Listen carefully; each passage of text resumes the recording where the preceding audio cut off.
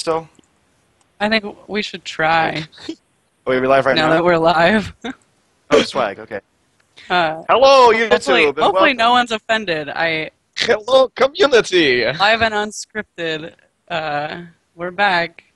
And I don't have to play host anymore, right? So, yep, we all just... It's fine.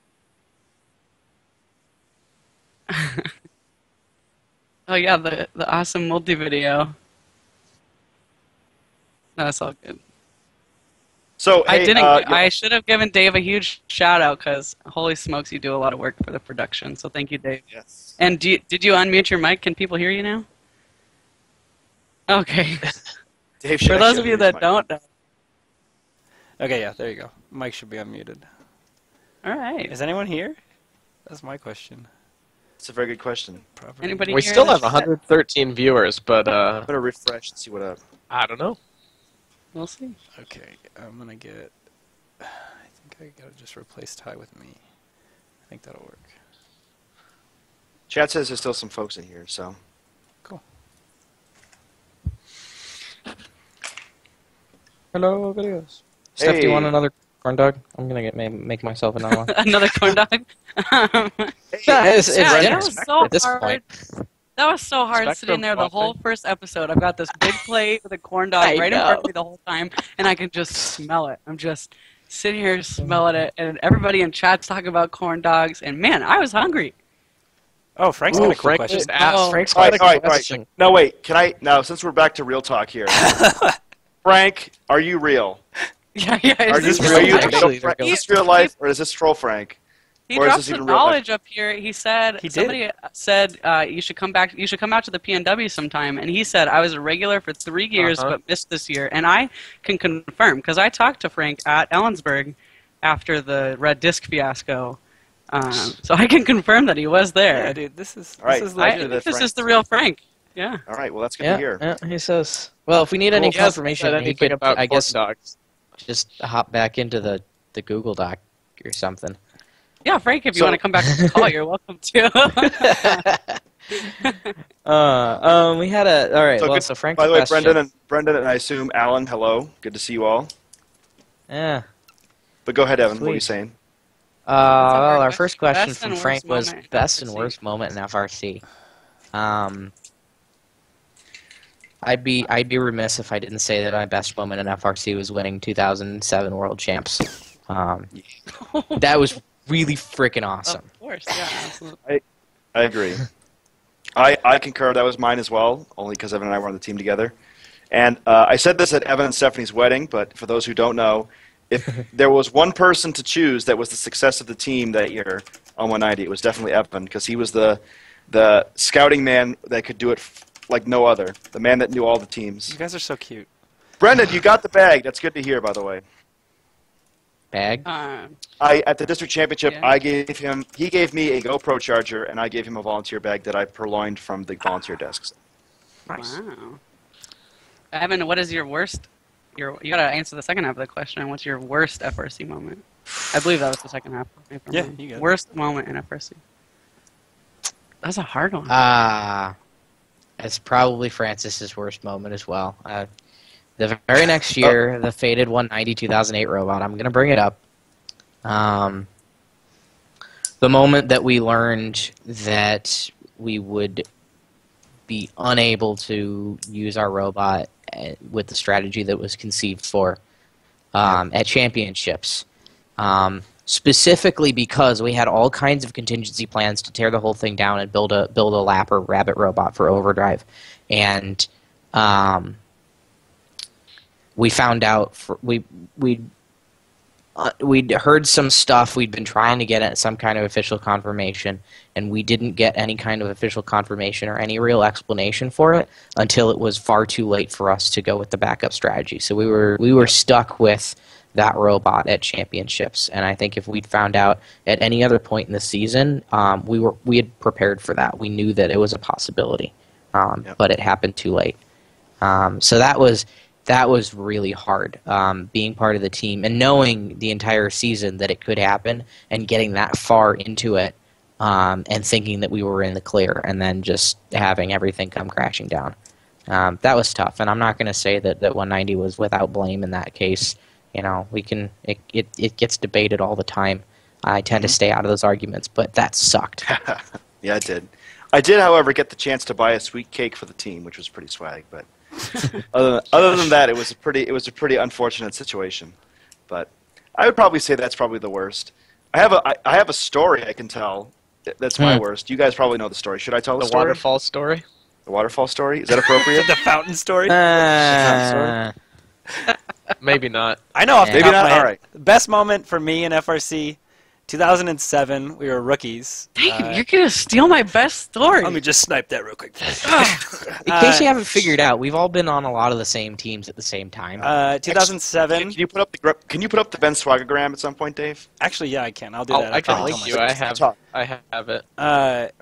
2007, I was on 1983. We were rookies. We went to Vegas, and That's our second event. Huh?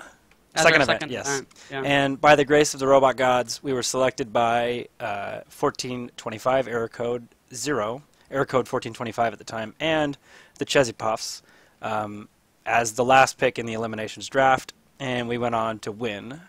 And it was kind of a first life-changing experience. I got to play with some awesome teams and see some awesome teams. I got to be coached by EJ, not necessarily on the same drive team, but he was behind the glass, and that was pretty sick. And it definitely got me pretty pumped for continuing in my FRC career. Worst moment in FRC, deciding to build locking mechanism wheels on Team 190. There are sometimes some very poor decisions that happen on Team 190 for one reason or another. So that's You weren't even nothing there. against the That's team. But they're actually You weren't you can even see there. over. Oh, You that's can look right. at 1 o'clock above Dave's head. There is there's one of the pods from the robot above him right now. Yeah. Hashtag They worked. not great. They did work, but I My will God. add to Dave's story, since that is also probably my high in FRC so far. A close second to last weekend, going finalists on our division. We're getting so close to that goal that we've set since that second year that, hey, we want to win Einstein, and to taste what it might be like to be on Einstein, to be that close, was a really, really fun experience. But that 2007 experience, going from, the Pacific Northwest wasn't a thing. We were like the 18th team in the Pacific Northwest to start, and now there's 160 teams in the Pacific Northwest, and the Pacific Northwest wasn't a thing. There was just a few teams out there in Seattle and Oregon, and that Las Vegas was our first look at what a powerhouse robot was like, what a powerhouse team was like. Yeah. Pink was there, the Poofs were there, 987 was there, and getting picked by the Poofs and playing Daisy with was them there. and setting our robot next to their robot on the side of the field for eliminations, talk about an eye-opening experience. And we throw around this word inspirelation on our team. That's kind of our tag word. But that was the beginning of it. That moment that we got picked by the Poofs is what made 1983 the competitive team that we are today, because it inspired kids like me and Dave, and we said, we want to build robots like that. How can we do that? And that, for me, that was the beginning, and that I am stuck in the program for life. We're all probably lifers at this point. Yep, that's my Chief Doubtfire tag. I can pin that as the moment. so I got the event swagagram on the screen. All right. Yeah. So I'll explain it. Francis- Those of you looking at Francis the gets to script walk on the through it. chat. Yeah, we have these are all of our names and all the teams we've been on. Okay. So the big red circle in the middle is Team 190, and that means everybody but Naveed's been on Team 190. The black circle off to the right, that's Team 1983. So as you can see, everybody there except Ty and I. And then we have a few smaller ones. The yellow circle is 971. That's Evan. The pinkish circle is Ty and 319, although that's orange. It looks pinkish because of the transparencies. And then the red and the green ones, the red one is Team 40 from Manchester. That's my team. And the green one is Team 134 from Pembroke, New Hampshire, and that was my team I was on when I was a freshman. So Frank, you asked how do we come together. I think that this graphic probably describes it. It's that big red circle in the middle there. Yeah. For most of us, yeah. Yeah. Yeah, for the most part. All of us were on Team 190 Except for in Naveed. 2010, Yeah. except for Naveed. Yes.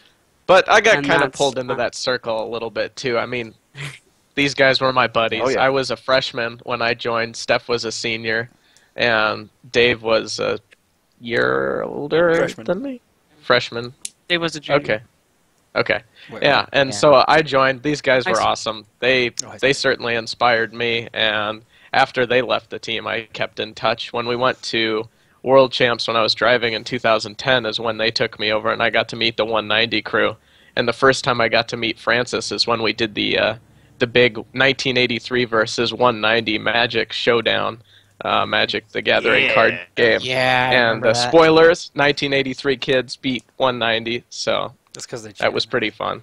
We didn't cheat. Dave's just butthurt.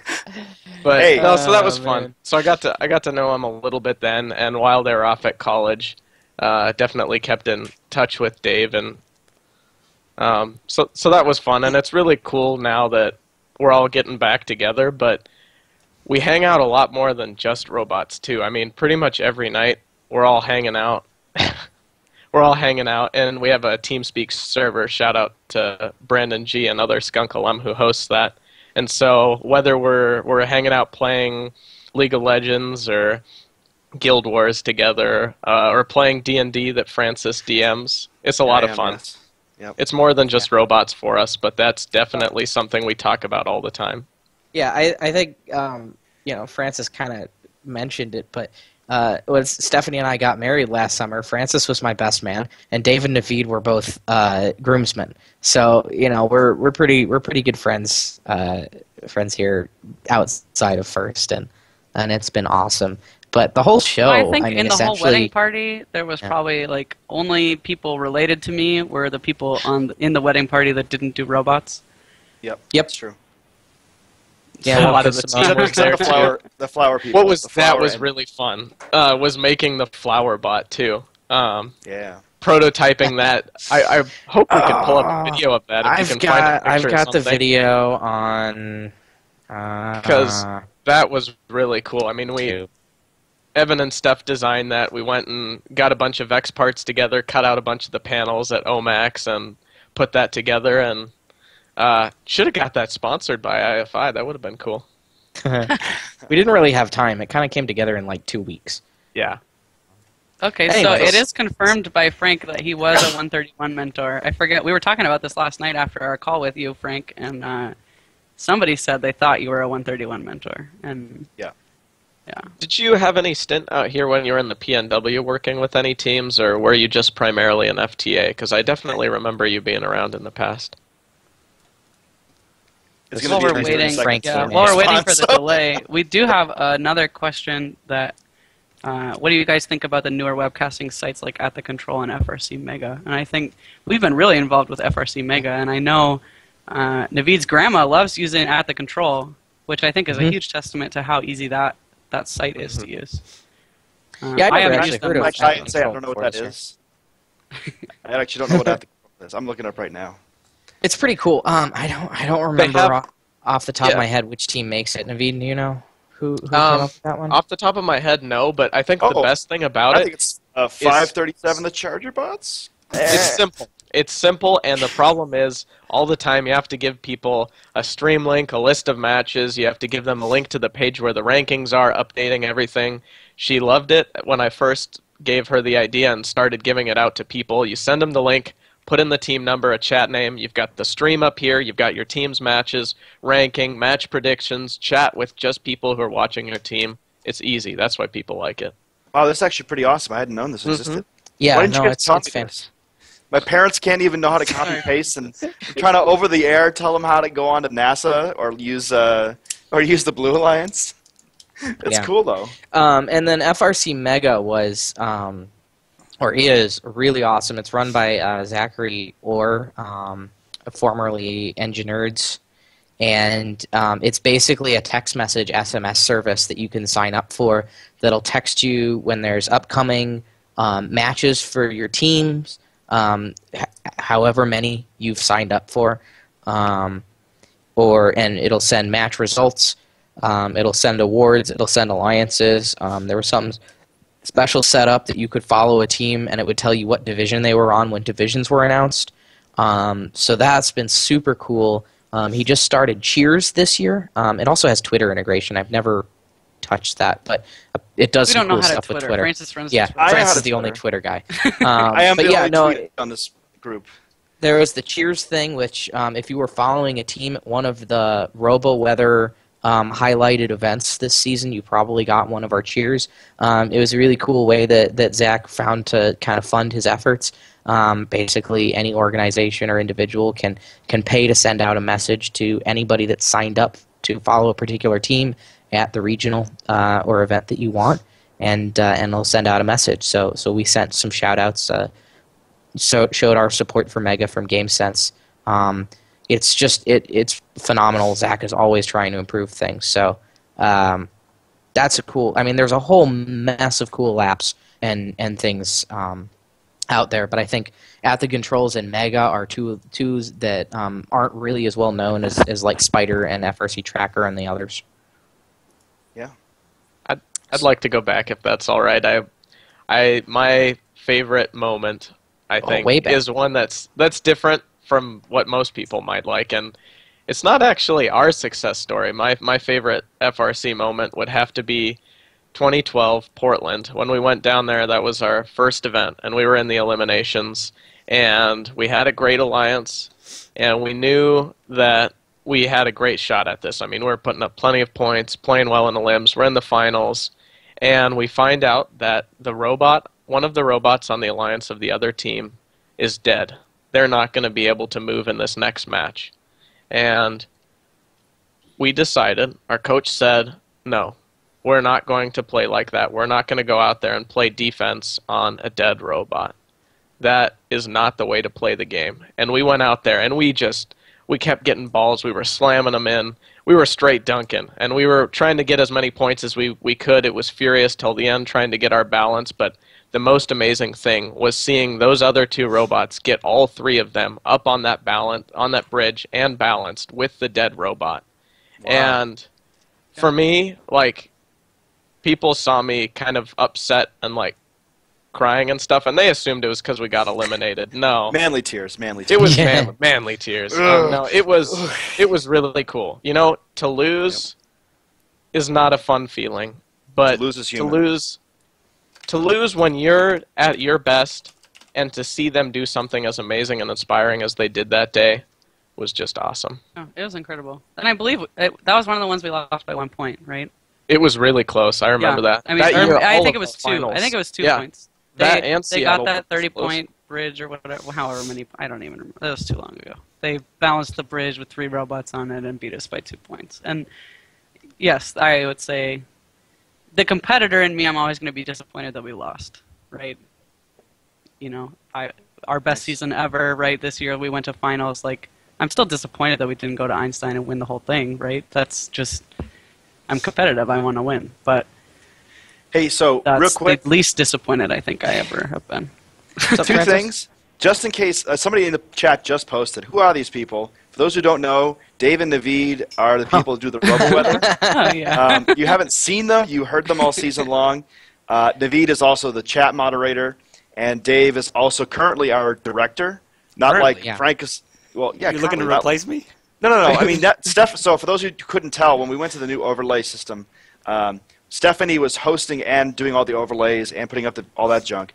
And then basically once you start seeing all the videos show up, that was when Dave took over and let Stephanie just be host. So Dave is sitting, not speaking during the entire show, although we can hear him in the background, and doing all the videos and the overlays and the putting up all this junk. So they are 2 integral parts of our show.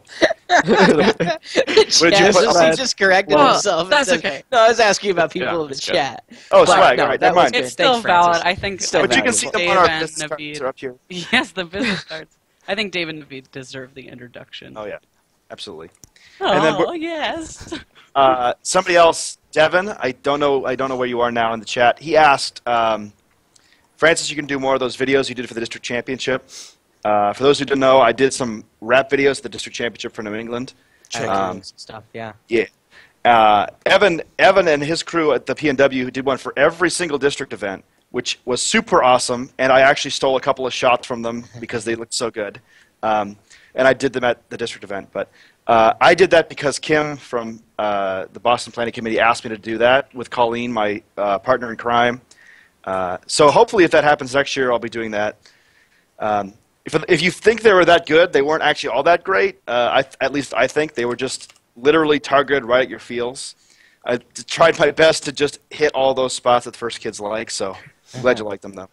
Did you succeed? I know you were trying to get every team at the event in your video. Did you? Yeah, the first video on Friday, the goal was to get every single team, so every team has had that yay moment, and I definitely know I forgot at least one. I definitely forgot 2648, which is a shame because they won the Chairman's Award and they're a very good team.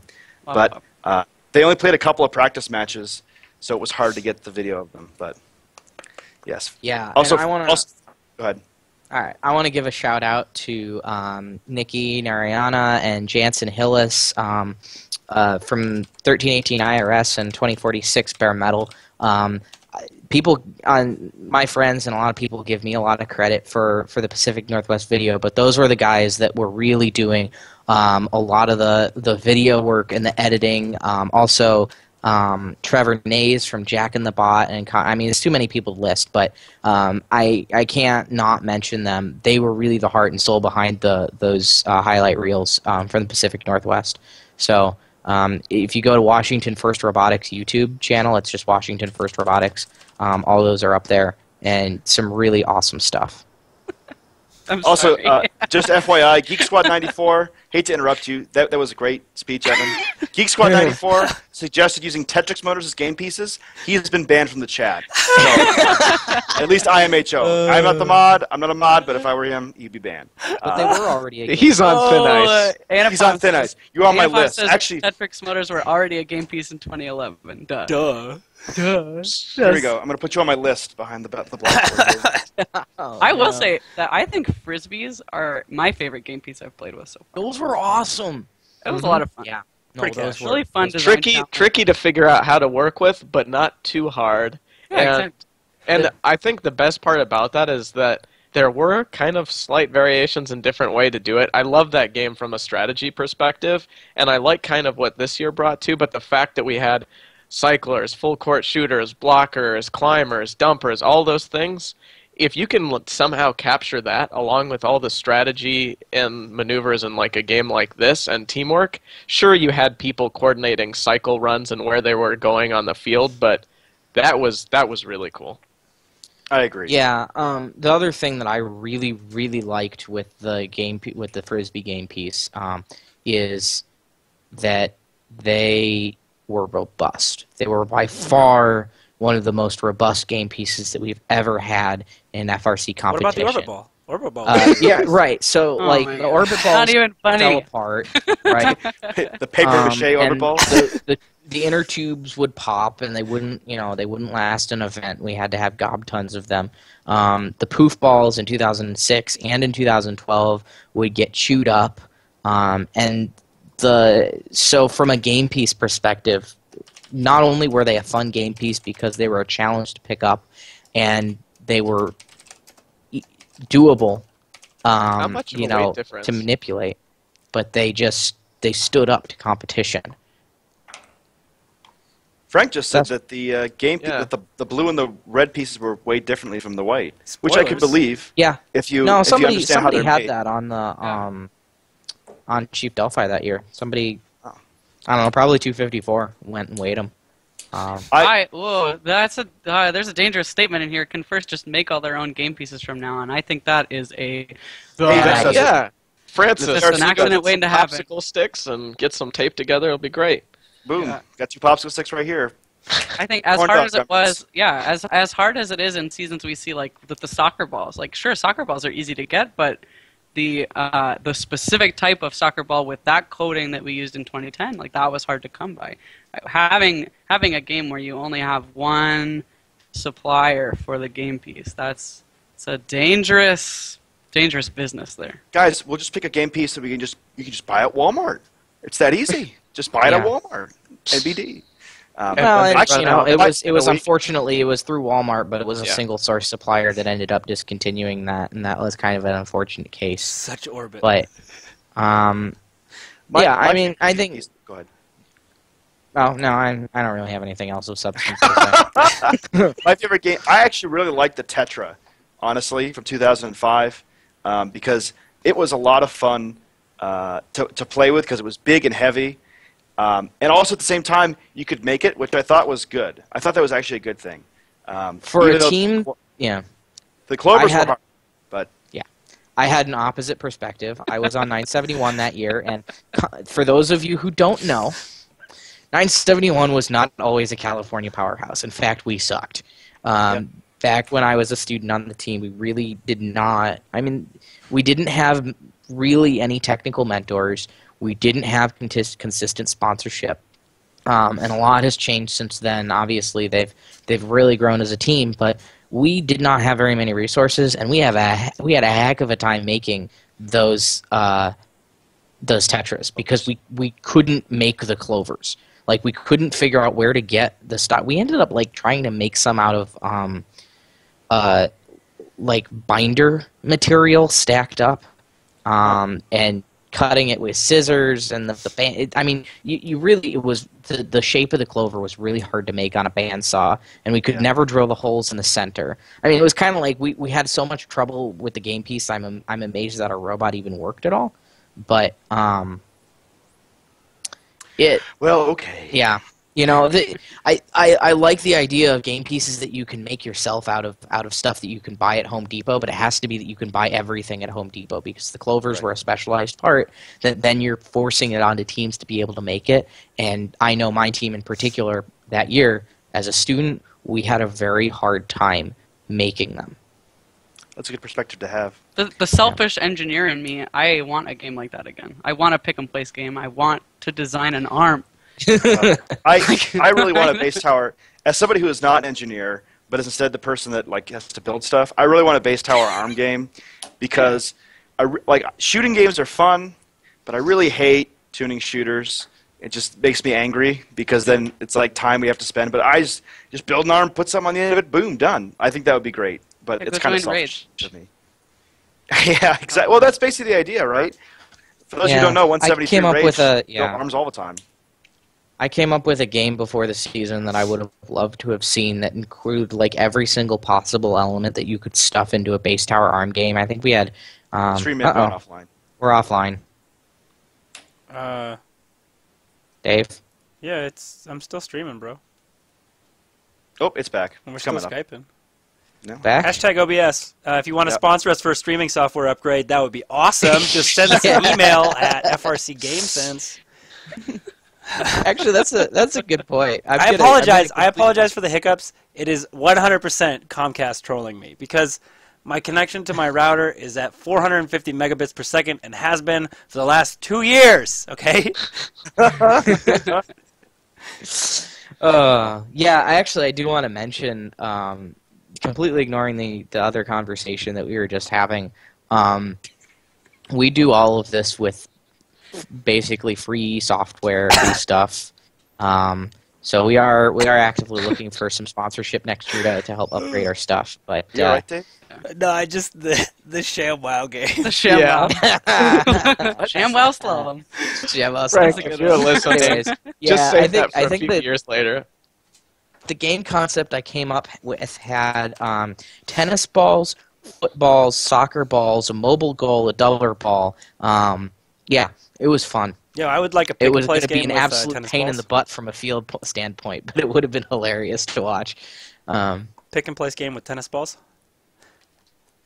Oh my G. Well, it was, I think what did I have? You got different points. Let's see, they all went in the same goal. But you got different points depending on which zone. They got a multiplier. I don't remember. It was really complicated because I like complicated. Yeah. But yeah. Anyways, I'm going to go make a corn dog. New sponsor, uTorrent. uTorrent? Yeah, right. No, I already know what I was going to say when he's talking about game design ideas. I always thought, I know this is kind of complicated because when you have any moving parts, things get crazy.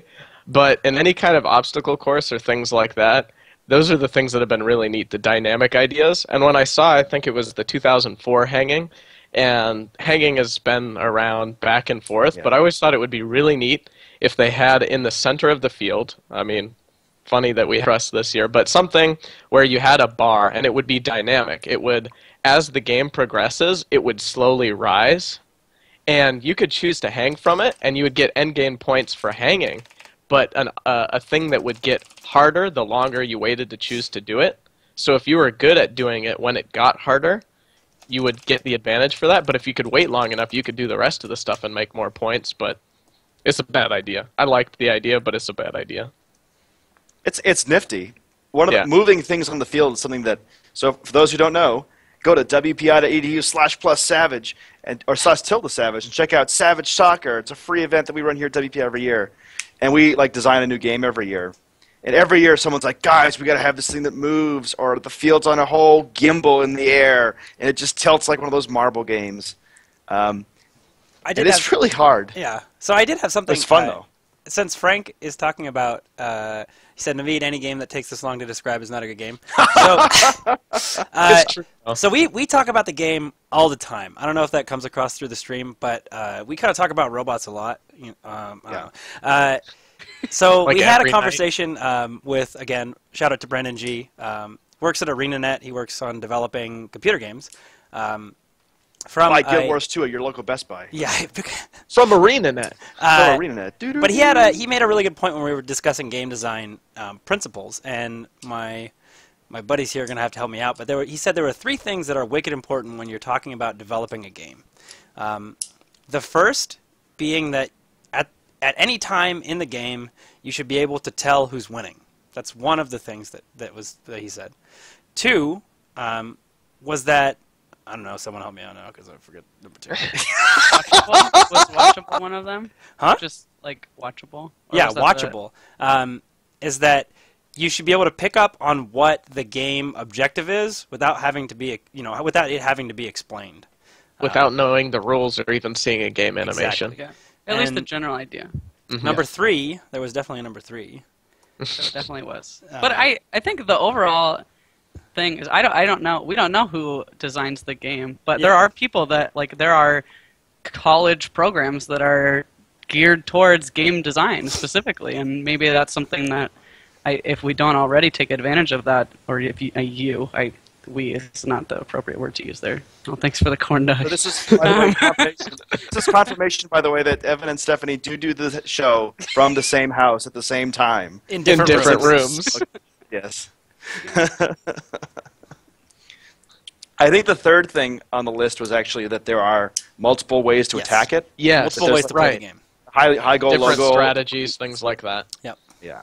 So it's not just sort of a stagnant, And that's why I think last year was the epitome of game design. Sure, there were problems with it, but it accomplished almost all of those really well. Yeah, I guess that would be my biggest... Yeah, Evan did just teleport. He went from Stefan's room to... I guess my biggest gripe with this year's game, if I had to pick one, would be that it didn't really have the different ways to score. I mean, you had the truss. Okay. Actually, I like the fact that the logo got used a lot. My point before you just tell me but the logo got used a lot. It's true. Okay, great. How many times did it get used on Einstein?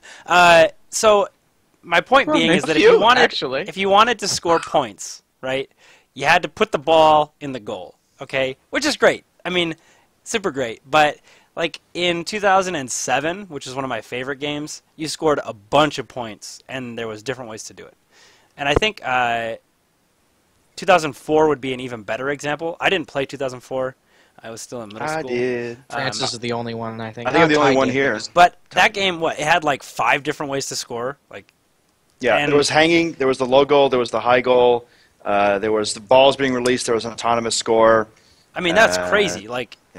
I think that while you do want to keep things focused, you should be definitely able to see how you play the game just by looking at it.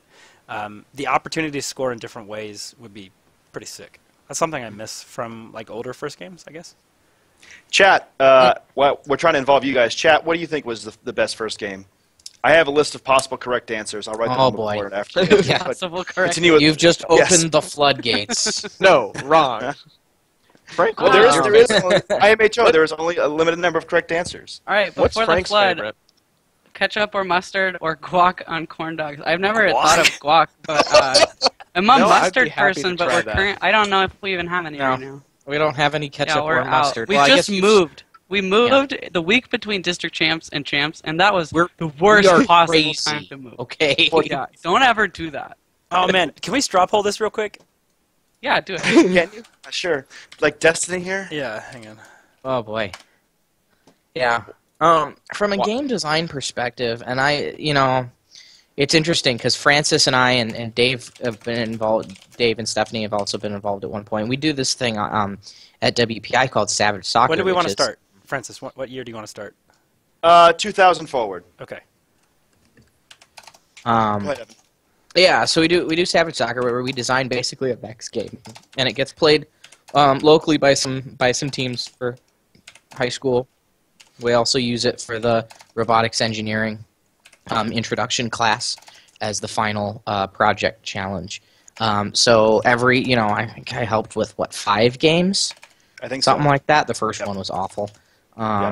Yeah, the one I was in happens. charge of was awful. Actually, So before you- I know before you what I'm talking. continue, Before you continue, I don't want us to I don't want this to be construed as us just pooping on all the games, because Yes. we No. obviously if we didn't like the games at all, we wouldn't be here. We wouldn't be wouldn't doing still be doing first. We obviously full link in enjoyed chat. all of the games to some extent, but we are also harsh critics, and we want the best. We want our teams to perform the best they can, and we want to be able to play the best games we possibly can, and so. I don't know. Well, and we've got lots of opinions, and we're going to be wrong about a lot of stuff too. But I just want to make sure that Yeah. gets out No, there I before it Thanks, ends Steph. up just being like, oh well, this game sucked and this game sucked. Like obviously, every game had really, really good components. See, Yes. Frank even says it. Thanks, Exactly. Frank. Lunacy, Lunacy is definitely mean, one of the what it- lower ones on the list, but yeah. Mhm.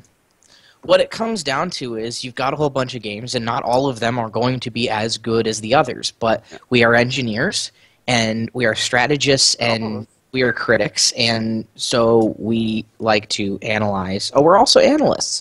We like to analyze everything and try and pick out what makes some games better than others. And the point that I was getting at is we try very hard when we're doing Savage Soccer game design to not let rules... not to use rules to dictate how gameplay needs to go. You try and use other incentives, and it comes back to somewhat to the just general game theory, is that individual incentivization for a greater goal is what will get people to use certain strategies and other things to play out, and if you try and you try and force rules to make people play a game in a particular way, you're inevitably going to end up with penalties and just weird gameplay. And I think Overdrive was an excellent example of that, with the backwards line crossing. It's like that rule was literally the only thing that was making teams go one way around the field, and I kind of understand why they wanted teams going one way around the field, but at the same time, the game designer in me says, at some point you need to stop and think about what you're forcing teams to do and why, and maybe try and figure out some other way to make the scoring system work or make something else work so that it's not a penalty that's forcing teams going. And 2009 Lunacy didn't have a whole lot of robot penalties. There were a lot of human player penalties, but again, that's...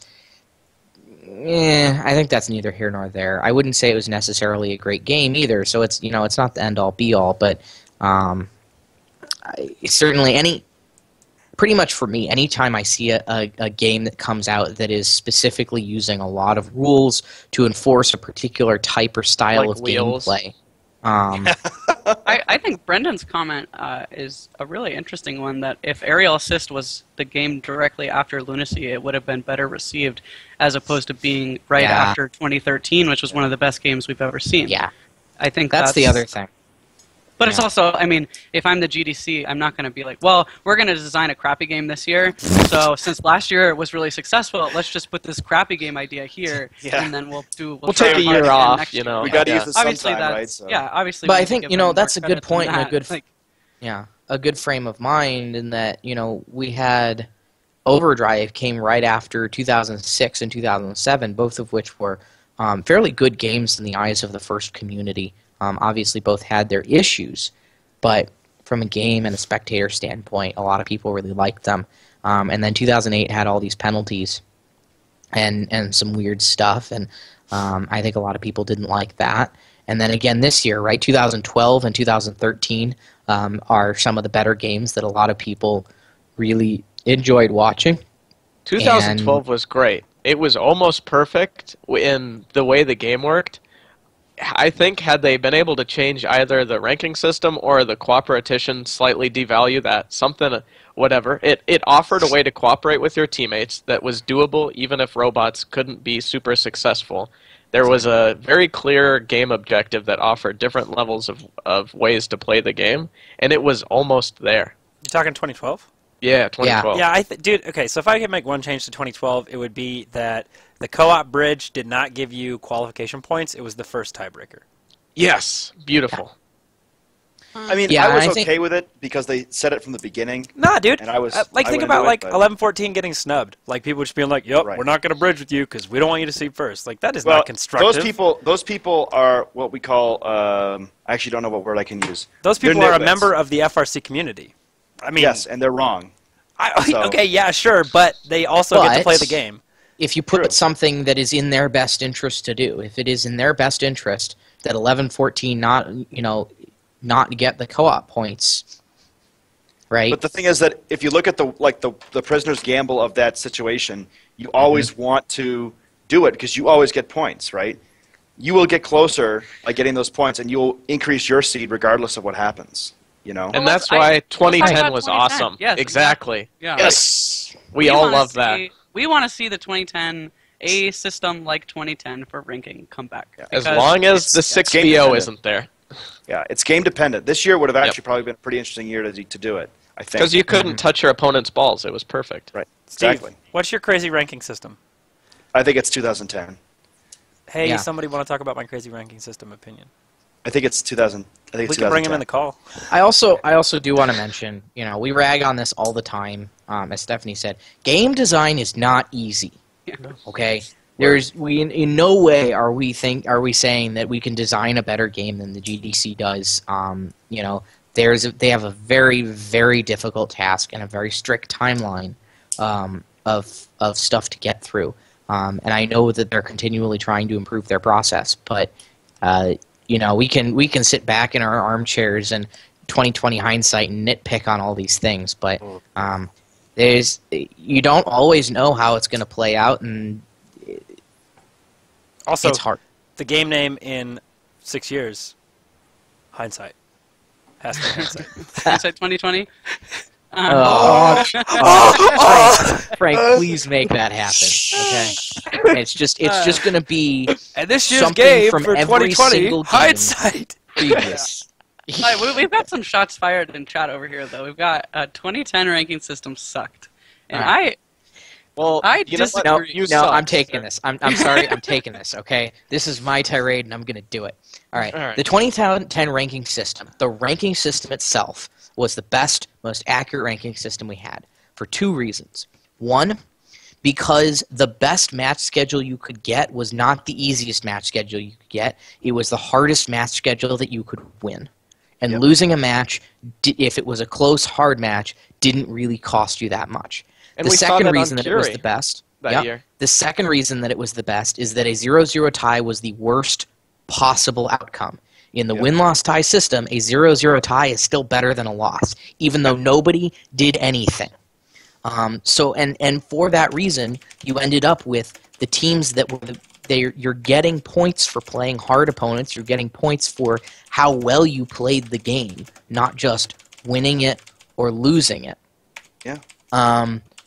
But the problem was that the game that it was implemented with in 2010 had non-unique game pieces, right? It was uniform game pieces across everything. Yeah. And for that reason, a 6v0 became a possible and desirable outcome in some situations, right? Well, yeah. This ranking system works if you are not allowed to touch your opponent's game pieces, such as 2011, 2014, etc. You just can't do a 6v0 without taking penalties. So in that case, it works, right? But on the other side, the 2010 ranking system is incredibly difficult to explain to anybody outside of First because it is so different from any other ranking system that's used in any other That makes sport. it hard to explain, but it's also hard to explain why teams are at the top 8 that I saw that team out there. They were driving around. They did that, but they didn't really play the game. It makes more sense They have when a yoga a ball in their spectator robot. goes... No, please do not talk Shots about my fired. worst experience ever. Francis, if you're going to do that, then I'm going to... Waterfall, Francis. It's fine with me. I can laugh at it. Oh man, no, but just to wrap that up, it also forces, if you're going to use that ranking system, it forces you into a game design in which you have to segregate the game pieces. You Can cannot. we real quick after this say what the 2010 ranking system was? Because there's people who don't know. Oh, you want me to explain it? Oh no, Real quick, there's a couple 2 people. times. All right, so if I remember correctly, if you won a match, Spark notes, you yeah. got I got 5 you. points. You got it? Yeah. All right, I'm going to go through it, and hopefully I'm right. If you won a match, you got 5 points plus 2 times your opponent's score. And if you lost, then you just got your opponent's score. So That's if you won a match, let's say 7 to 6, right? Then you would get 12 points, double your opponent's score, plus 5, 17 ranking points. And the ranking system wasn't on win-loss tie, it was just how many ranking points that you got. And if you had lost that match 7 to 6, then you got 7 points. So if I go into a match and I lose 18 to 19, I still get 19 ranking points, which was a lot that year, right? My opponents, on the other hand, they just won an 18 to 19 match. I mean, holy God, they just won an 18 to 19 match. They get 36 points plus 5, 41 points to their rankings. You can throw that So, up if you want. So real quick, that was the first time I ever met EJ, which is honestly not a lot, but I was the coach for 190 2010, and I was behind the curtain, and he came up to me and he's like, "Hey, you guys gonna do a 6v0 against us?" Because we were likely to lose that match. It was them and another really good team, I forget who. And I said, "No, we're just gonna play and we're gonna win." He's like, "Okay, sounds good." And then we did, and we ended up losing, but we lost only by 3 balls, which I thought was quite an accomplishment. Oh, yeah, that was an awesome match. And it gave 254 like 40 ranking points and basically locked them into the first seed. And you know what? They earned it. They definitely deserved that first seed because they beat a tough match. They should have picked us as their, third robot, but They were shushing us and telling us not to. But there was an issue with regard to cell phones that year. There was some interference, we'll say. Okay, so at Frank, I think that if you admit that okay. You're opening a can, Frank. Yo, I don't think you understand. Gregor said it perfectly.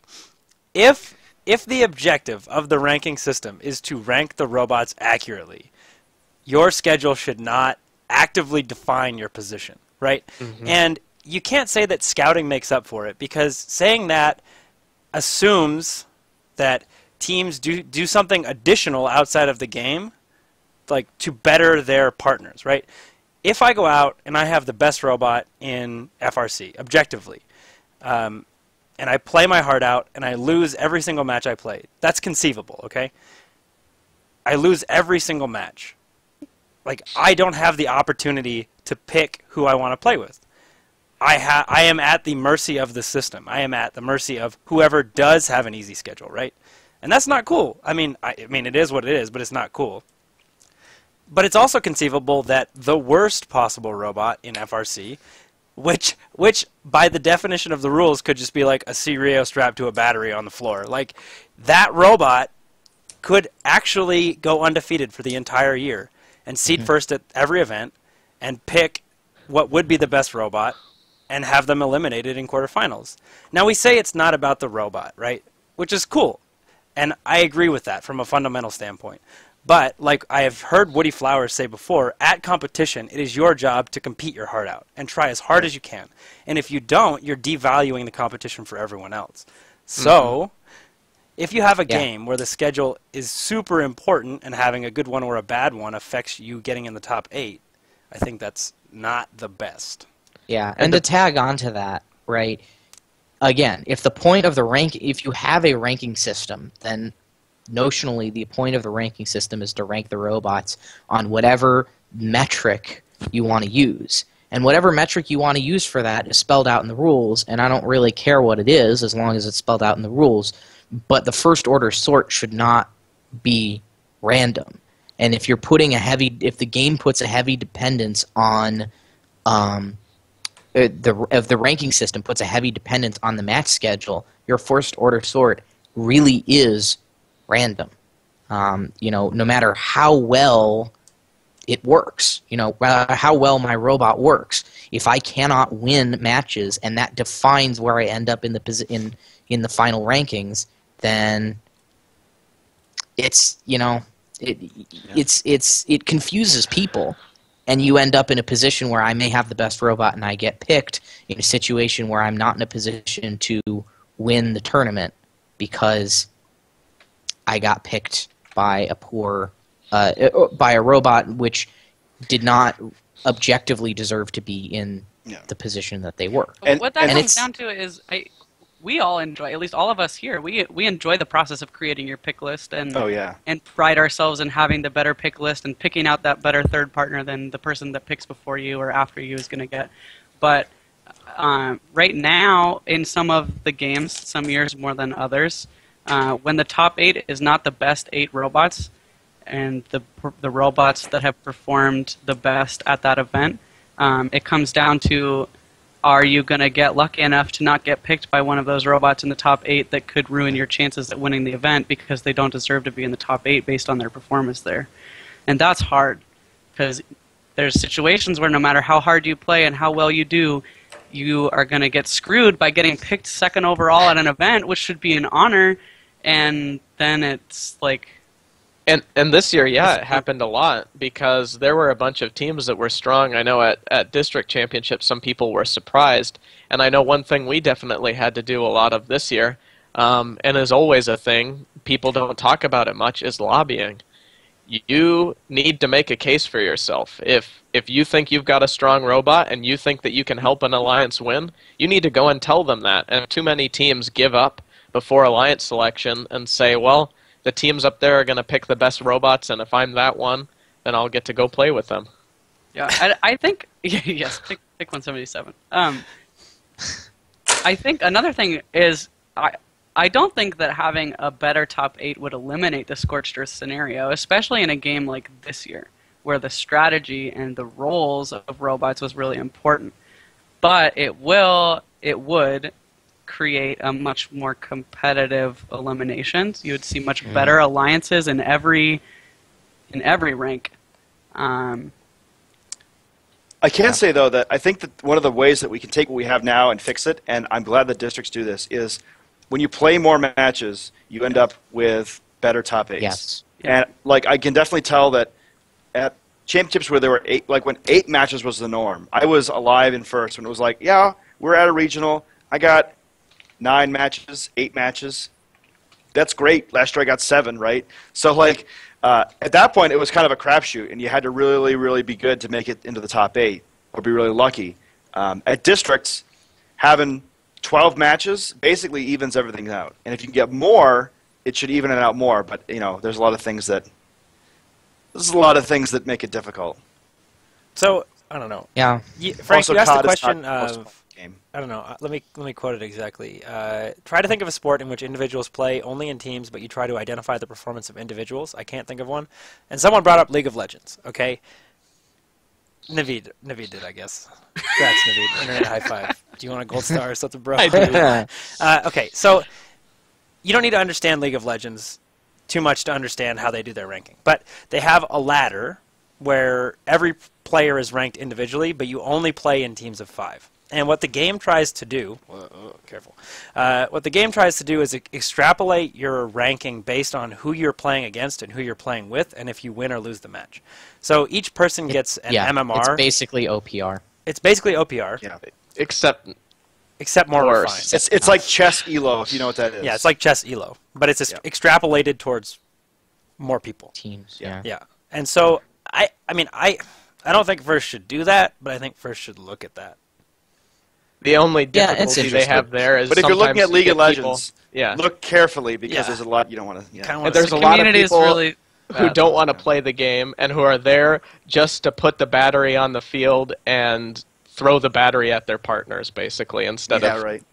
play the game. Yeah, one other thing that I want to mention is that, we talk a lot about good teams that don't end up in the top 8. Very likely, if you've got a team that's in the top 8 that doesn't, quote-unquote, deserve to be in the top 8, they're not one of the best, top 10 or 15 robots at the event, it hurts them too. Because they would normally be maybe a second-round pick or whatever, and they don't have the opportunity to ally themselves with 2 robots that are going to complement themselves and form the best alliance because they're put in the position where those robots aren't going to be left by the time it comes back around. If you have a very weak number 1 seed, even if they pick the next best robot, or the best robot at the event, it becomes hard for that team as the number 1 seed to win the event because their alliance is now notionally weaker. They get the last pick, right, to complement those 2 robots. So it's in everybody's best interest, in my opinion, to have the top 8 to be as accurate as possible. And it is not an easy task with the way that we have things set up. So I like the 2010 ranking system because it was a ranking system that put an emphasis on actual in-match performance and gave you a benefit for playing a hard match schedule.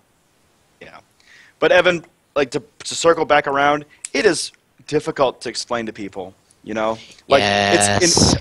Because we're bashing on this and saying this is great, but there really is no best solution yet. I think there will be one at some point, but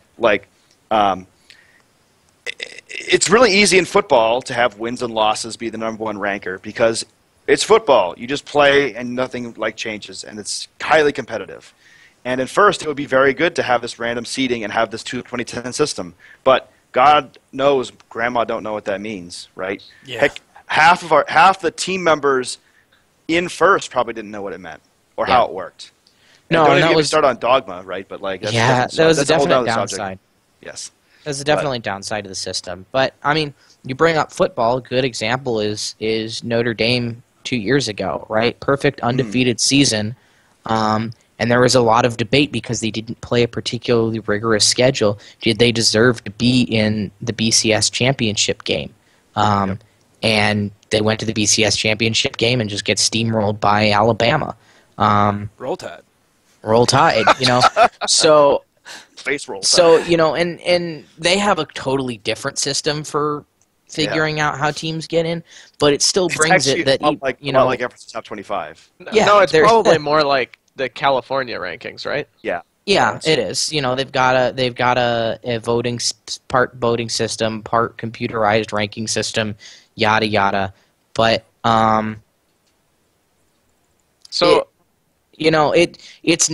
it's not an issue that's limited to FRC if you're talking about that. Even in the NFL, right? You've got teams that have strong schedules and teams that have weak schedules. And if you've got a decent team with a fairly easy schedule, they can end up winning their division or whatever. The good thing about the NFL is they make the schedule based off of the previous performance. And there's a good reason for that. It's because these are people who are getting paid to do it, so they're going to be there next year, and then there's coaches and stuff, so it's really easy to do in that regard. But there's turnover too, though, especially with a college football team. it's just like FRC. You're going to lose your graduating class, Oh, and yeah. even in the NFL with the drafting and stuff, you might pair up a really strong team with somebody who's going to have a completely new roster. Yep. Thank you to the 70 viewers that we still have. Yes, thank you for listening to us babble on about crazy stuff. Yes.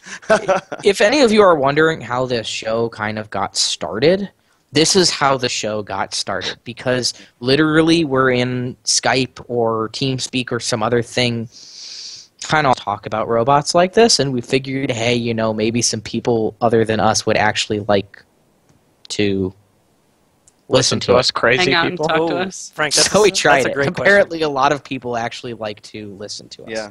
That's a great question, Frank. Yeah. It is tough though, because Dave, read it.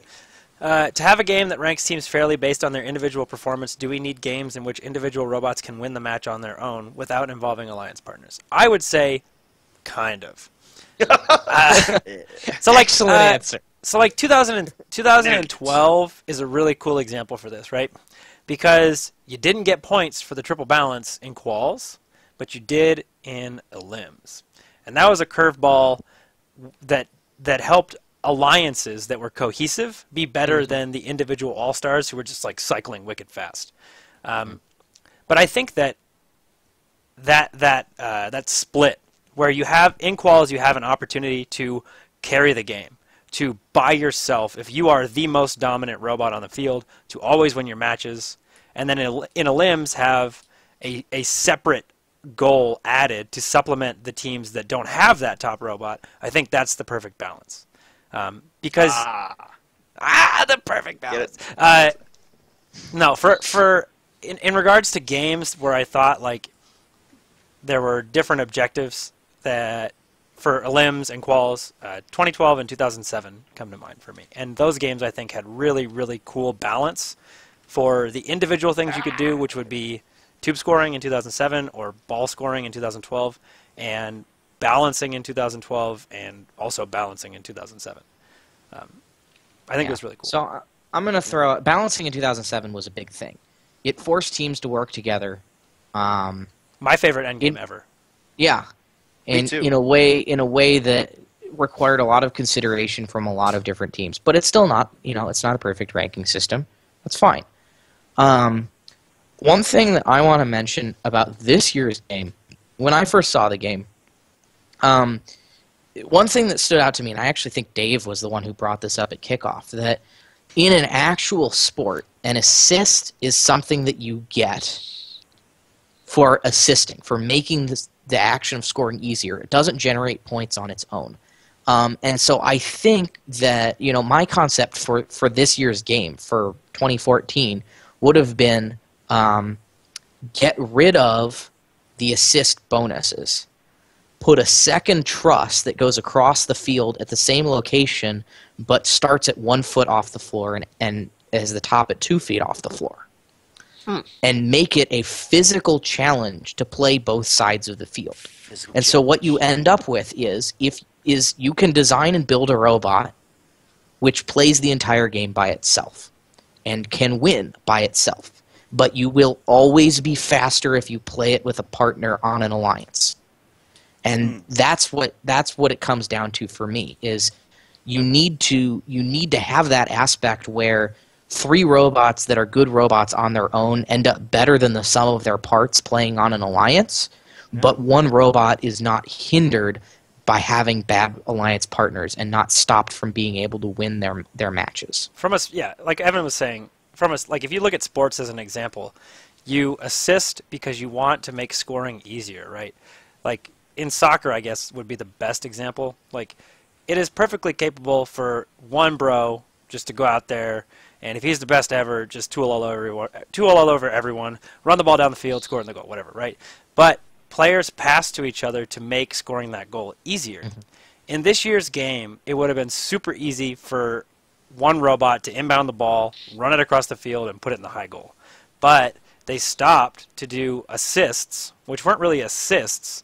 It was the bulk of the scoring, right, was done passing off the ball. Yeah. And so it wasn't really an assist. Like, it didn't make scoring easier. It was the scoring. And so I think that, like what Evan was saying, if you put an objective in the game or an obstacle that made it so that assisting made scoring easier as opposed to actually scoring you points, I think that would be really cool. And while we were talking about that at kickoff, one of the biggest things that we talked about with wording, for the longest time, people couldn't get around that because you get one assist for having one robot have it. No, that's not an assist. An assist happens when a robot hands a ball off to another robot, and so that was something that I had trouble figuring out and had trouble explaining to other people too. Not that that's super important. The game was fine in that regard. It just was weird to explain it to someone. I think the two actual examples of assists that I can think of in my history of First, one of them would have been 2012 with the tippy bridge balancers or putting the bridge down for your alliance partner. That's an assist. You're helping them. You're helping your alliance score points. The other example, which I think is the best example that First has ever had, is 2007. If you put down your ramps and no one drives up them, you get no points. You have to assist your alliance in scoring points. And you can only do that if your alliance cooperates. I would say the third best example was the A-bomb on Einstein 2006. The A-bomb! That was the fantastic, A-bomb. right? And so for those of you who weren't around or don't know, I 2006 hate, was... I hate that name. But You hate the concept is name. good. I know. 2006 was shooting poof balls a lot like 2012, except that there was like 120 of them on the field or something, 160. I don't know. There was a lot of poof balls, and there was no limit to how many you could hold. But there were different periods of offense and defense. So what happened on Einstein is 195, the Cyber Knights, was the third Alliance robot on with 25 Raider Robotics and 968 Rock. And so during the defensive period, Rock would be playing defense, and Raider Robotics would be playing defense, and 195 was just collecting balls.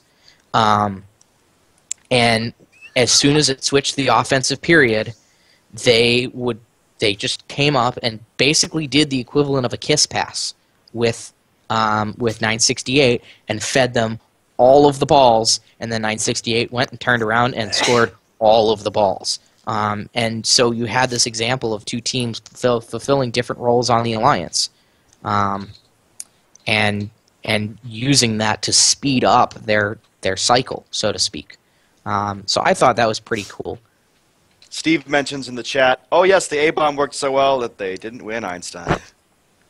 But it was still cool. And the cool part was that people had been theory crafting that for weeks on Chief Delphi, but it had never actually been useful. And then nobody had pulled it out in a match.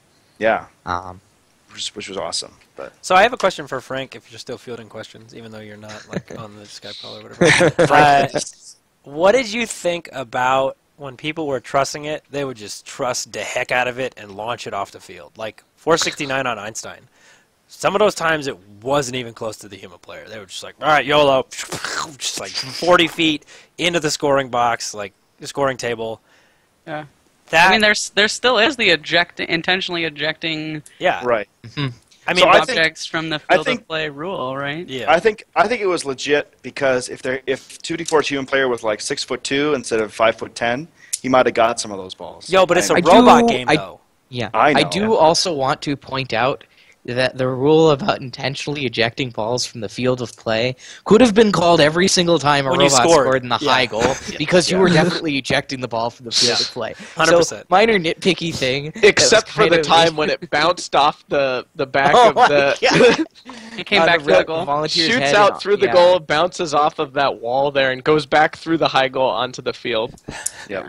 That was Yeah. cash. Because I think this year, if you were a human player, it was a great year. If you Yeah. were a human player in 2008, that year sucked. That Stephanie was me. Stephanie was That a human me. player in 2008, Yep. and it sucked.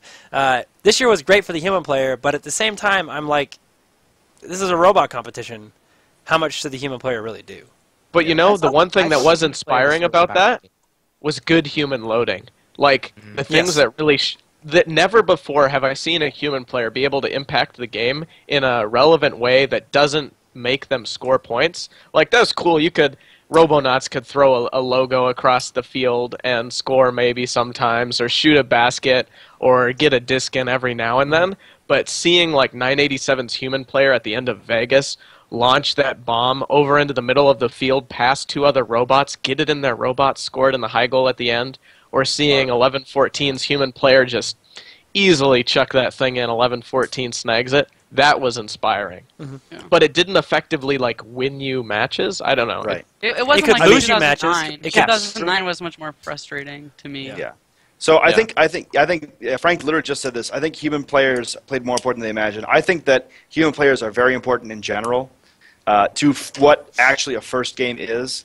I think they add, like, it's an approachable way for people to look at the game, right? To see the human element involved, the carbon-based units, as some people announce like to say. I think that there are definitely years when the human players got abused. And that would be 2009. And to a certain extent 2004, but it ended up not mattering as much. But I think that having a human player in a role like this, or even last year, especially last year was a fabulous use of the human player. I think it's one of the things that makes this competition, or as Jim Zondag calls it, this league very good and entertaining. As long as they can't score the bulk of your points, I'm okay with them scoring a point or two in a match on accident or with impressive skill and luck. But the fact that they're able to contribute in a meaningful fashion that doesn't take away from the robots on the field is what's important. Yep. Yeah, I'd agree with that. Hey, 2006, the human player could score in the low goal, which was, all the way across the field. And it happened a couple times, but it wasn't a strategy. No, as someone who played a total of 5 human player matches that year, I can tell you it's hard. It's very hard. So Dave, do you want to show the poll results? I have been. I showed them for like half an hour.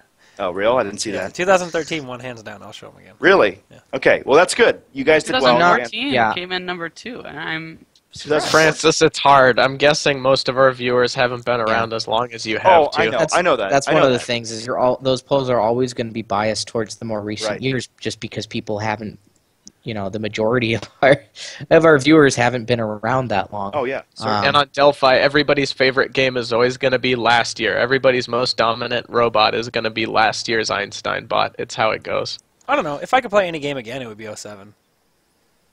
Huh. So I Yeah. I obviously was on the world championship team, one of the world championship teams that year, right? So I have a fond memory for 2007. My younger brother, who's a year younger than I am, I don't know if he's watching or not. He hates that game with the fiery, burning passion of 1,000 suns. It's because you guys didn't put the ramps on. No. Okay, yes, exactly. So, so he was on Team 40, and we were both on 40, but he was on 40 that year. And their robot, through the fact that solid objects cannot pass through each other, didn't have ramps in their robot. Okay, and he got really upset when he saw people win events with ramps. He said, "Oh, yeah, you could have put a lawn chair out there, and they would have won if they just climbed up the lawn chair." And I say to him, "Then why didn't you build a lawn chair if it's so easy, Jeffrey?" But that's just my personal rant with him. But yes, I joke that there are only a certain few correct answers to what is exactly an opinion poll, and the answers that I come up with are here. 2014 is still to be determined because it's way too young to say, but I think the correct answers could be 2000, 2004, 2006, 2012, or 2013. I think are valid, correct answers. I'm excited to address something that just came up. the Yes, chat has yes, please. turned- Okay, Go ahead. this is to something 71. we are super excited about, and something that we want to continue doing is not stopping GameSense with the end of this season. And my personal favorite thing we've been tossing around is doing robot spotlights primarily on the most dominant robots of all time. So, of course, for 2002, it's going to be 71. And we want to make like these small documentaries or something like that that highlights these robots. And I think it would be a fun way to kind of segue into this if I polled these guys yesterday on what their favorite robot was they ever worked on and their favorite robot of all time. Are you guys cool with talking about those? Yeah, sure. I'll put All it right, up on the screen. I'll link you guys the thing in our chat notes again so that you can get to Also, that. before we get carried away with this, if you people in the chat have information about any of these robots, I am looking at this 469 Rahul. I don't want to butcher your name, but I already you started. even have said that you were on the team in Yep. 2010, and that is one of the teams. That's one of the robots we're talking about spotlighting is your 2010 robot, 469's 2010 robot. We're gonna We might be we in are contact, looking yeah. for information. We would love pictures and videos, especially going back as far as 2002. There's just not that much out there, and the quality is crap. Yeah. So, Garbador. yes, 100% Garbador. And on what Steph said, I guess I'll kick it off with my favorite robot of all time, which is that one. And I already was talking with Agent Arrow, and I'd love to talk with you, Rahul, a little bit more about it, because I've been putting things together, because that is by far my favorite robot of all time. Like gotta I move said, the EJ 469, I already moved it. 2010. Yeah, I already moved it. All right. Because, and you know, a lot of people hate good robots, and we will never get that. We'll never understand as a group why so many people hate the best. Why don't you want to be the best? You might look up to them and say they're winning. In that year, some people said, well, it's not legal, but they made sure that they were following the rules entirely. And although it might not have been the intent of game design, we embraced it, and I saw that as a really cool solution. And everybody should know that it wasn't just those arms that came out on 469 that redirected balls that made them so great. It's the fact that that robot had everything. They had a phenomenal drive base, they had a collector and shooter. Without their redirecting, game-breaking mechanism, they could be Einstein quality anyways. And so I think that is what I really want to capture when we do that robot spotlight. And they were so dominant, it wasn't even funny. I mean, like, the first week they came out, the average scores were 4 points in quals, 5 in elims, and then they were putting up 19 points on average at their first event in elims. It's like, holy crap. But that's my favorite there. Personal favorite I worked on has to be 1983, 09, or 11. I'll let Dave talk about that more, but 11 I liked a lot. That was my senior year, and our World Creativity winning popper and collection design. Although Dave absolutely hated that Skunkworks didn't build a roller claw, and it did have its merits. I mean, we saw roller claws on Einstein. It was the ideal solution to play that game. We prototyped the crap out of that build season, and we picked a collector and scoring method that would be able to effectively hold onto a tube and score it, and that was cool to me. Francis. Who wants to go next? I'll go next. Go ahead, Dave. Oh, no. Does our viewers have any other Okay, questions? Yeah, I love before Frank's we, like- comment. Yeah. 469 was probably the most inspected robot of all time. Yep, that's true. All time. I'll say mine real quick because it's really easy. I thought they were illegal. I'm just going to put that out there right now. I still think You they think were everybody? You thought our mini-bot ramp in 2011 was illegal? I do. And I He still does. 190 is 190. Anyway.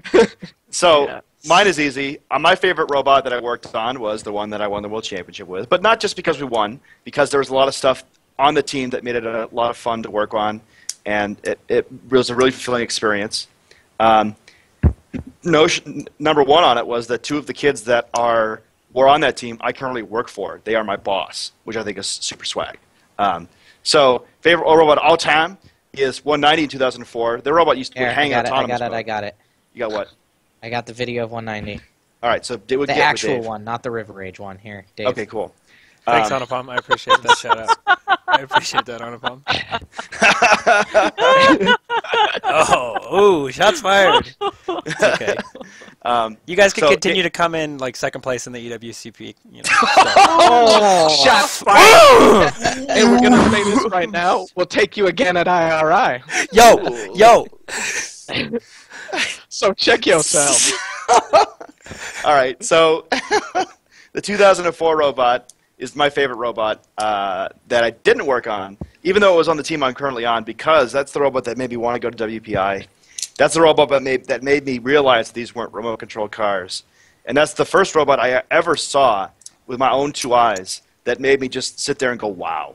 Like, I've seen many other robots like that. None have reached that pinnacle yet, but I think that is super good.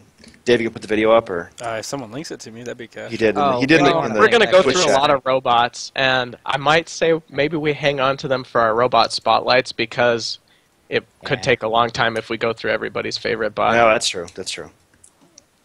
I mean, do you want me to show There the you video go, though? guys. 'Cause I Hold got on. it Is on the it screen right possible here. for a single robot to be so dominant that rather inspire other teams, they discourage other Yes, teams they are competing I would with? say absolutely it happened. I would say 71. Yep. Yeah. I would say not 11-14-2008. Although a lot of people like 71 2002, one of the reasons why I don't like it, different compared to 469 2010, although they're both very inspiring and I love the chokehold dominance, the fact that they broke the game, 469 kind of broke the game, but not really. 71, for me, I mean, I never played back in then. That was way too long ago. But they didn't touch balls. Like when I first saw those videos, I was like, what is this game? You just move trailers around? And all the balls on the field, nobody on those matches ever touched them. So it did break the game. I mean, they definitely broke Yeah. the game. I'm not sure if it's hard to. I wasn't there, even though I'm the person who's in first, the oldest. It's hard to say if they would not discourage teams. I mean, I think that in the modern day first world, it would be very hard to find a team that does that. Only because right now, first is so. We say it's small, but it is pretty big. There's 2,800 teams. It's to the point where, like, if you came up with Beatty's strategy that year, there would have been 2 Beatties that year. Like, if the number of teams extrapolated out, there would be 2 Beatties this year, and they would both meet on Einstein, which would be awesome. But yeah, I think that at this point, I think we've transcended that. I think that though, so I would say that dominating robots are polarizing, but I don't think that's bad. I think that like I can only control how I react to things, right? Like I can't control how someone else reacts to what I do. That's entirely up to them from like a psychological standpoint. So if I build a robot that is boss hog and just rolls face over everyone else, and some people are inspired by that, that's awesome. I'm happy about that. If some people want to quit because of that, that's their prerogative. There's nothing I can do to affect that. Yeah. Right? Like when I see the Poofs in 07, or I see Pink in 07, or I see Beatty in 07, or 11-14 to 2008. I mean, I can list all these teams, right? I want to do better because I want to beat them, because I want to be the best, right? That is what is inspiring to me. Some people may be turned off by that, but I don't think that's bad. I don't know. It's up to them. Yeah, for your it's a diving. tricky thing. Anytime you've got a competition, right, you can't say that not putting out a robot that can win the best is a bad thing. But there's always going to be teams that don't like the teams that build really good robots every year and win. I mean, 254 is a classic example that they basically win Silicon Valley Regional every year. In fact, there is only one year that they have not won. Yeah. A fun story behind that one. But Spoilers, 190 beat 254, and these guys are going to giggle about it until I say something. we didn't actually beat them. No, we didn't. We You actually never- lost. You didn't twice. actually beat them, but We whatever. lost We twice. played them once in quals and we lost to them. Yeah. Yeah. But whatever. You feel like they didn't. But- Whatever. I don't care. Whatever. But no, we were on the only alliance. We that beat won Silicon Valley. 254! We didn't say that. Right, but it took a very long time for them to change their image to what it is nowadays. And even now, there's still quite a few teams that don't like them because they're successful and because they build great robots every single year. And in no way do I think it is a good idea to ever tell 254, hey, you guys need to just tone it down a bit. Yeah. You know, don't build such good robots, because there are so many other teams around the country that are waiting to see what 254 builds because it is so inspiring. It's I changing, think, though. I would, and the sentiment is definitely changing. And it's a I think good one of thing. the big reasons why it's changing is because over the last few years we've implemented some new things unintentionally that have made people appreciate the powerhouses, I think, a little more. Look up to them as being great instead of being the one who's going to beat us.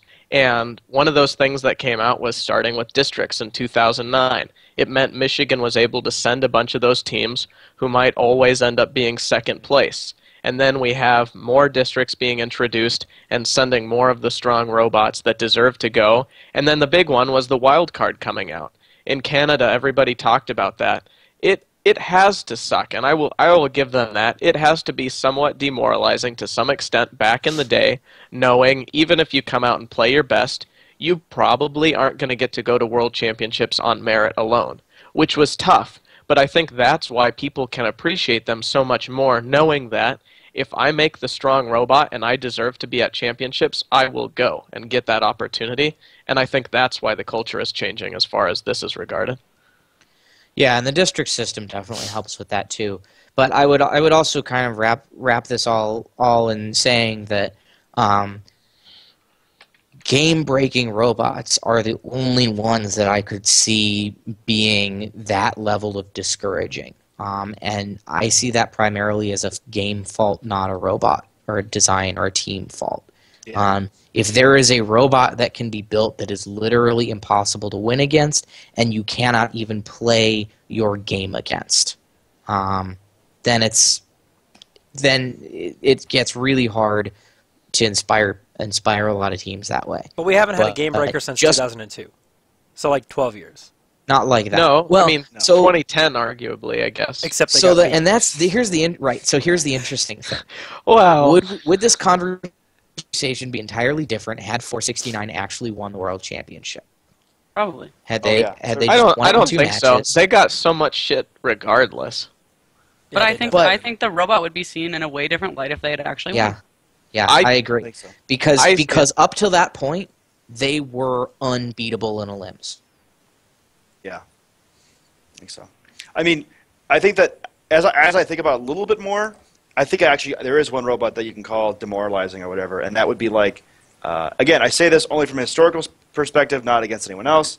Team 121's robot from like, I think it was 97, yeah, which was a flipper. They would flip you over, and that was how they won. So, again, they didn't win everything, so they weren't like dominant, but like, if you go out and build a robot that does the game and then someone says, and then you lose, that's bad. Thankfully, that's been fixed for a long time. So. We got more questions? We still got 66 people here. Yeah, I don't know how, but... It's the corn dogs, I'm telling you. Yeah, I need some water. I'll be right back. 111, okay, 111, It's 2003. getting so dark in my room, like the light is gone. 111, 2003 Turn on some was lights. an amazing robot. They didn't break the game. Yeah. You know True. what is inspiring is 111-2004. That's also pretty cool, too. Our favorite dances video were- of all time. You know what? We have to put that video up because that is the best FRC video of all time, hands down.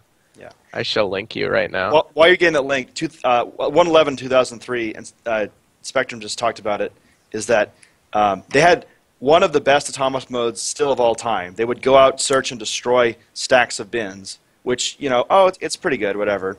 But in 2003, that was wicked hard. Like, it was the first year of autonomous mode, which I think, like, nowadays would be like, pre-autonomous mode? What kind of world was that? And also, like, the sensor integration that they used was honestly unmatched by most teams for a decade. And that's crazy to think about. 111-2003. Oh, yeah. They had, They had believe inertial IMU, navigation, right? Yeah, they had an IMU, which would use accelerometers and gyros to track their position on the field. In 2003!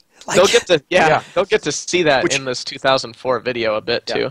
Which, by the way, there was no off-the-shelf accelerometer or gyro that you could just buy off from AndyMark. They had to go source them, find them, put them on the robot, make the circuits, write the code in not Java, not C++, not LabVIEW, not even C, P Basic. Y'all ever heard of that? No, because it's like over 20 years old at this point.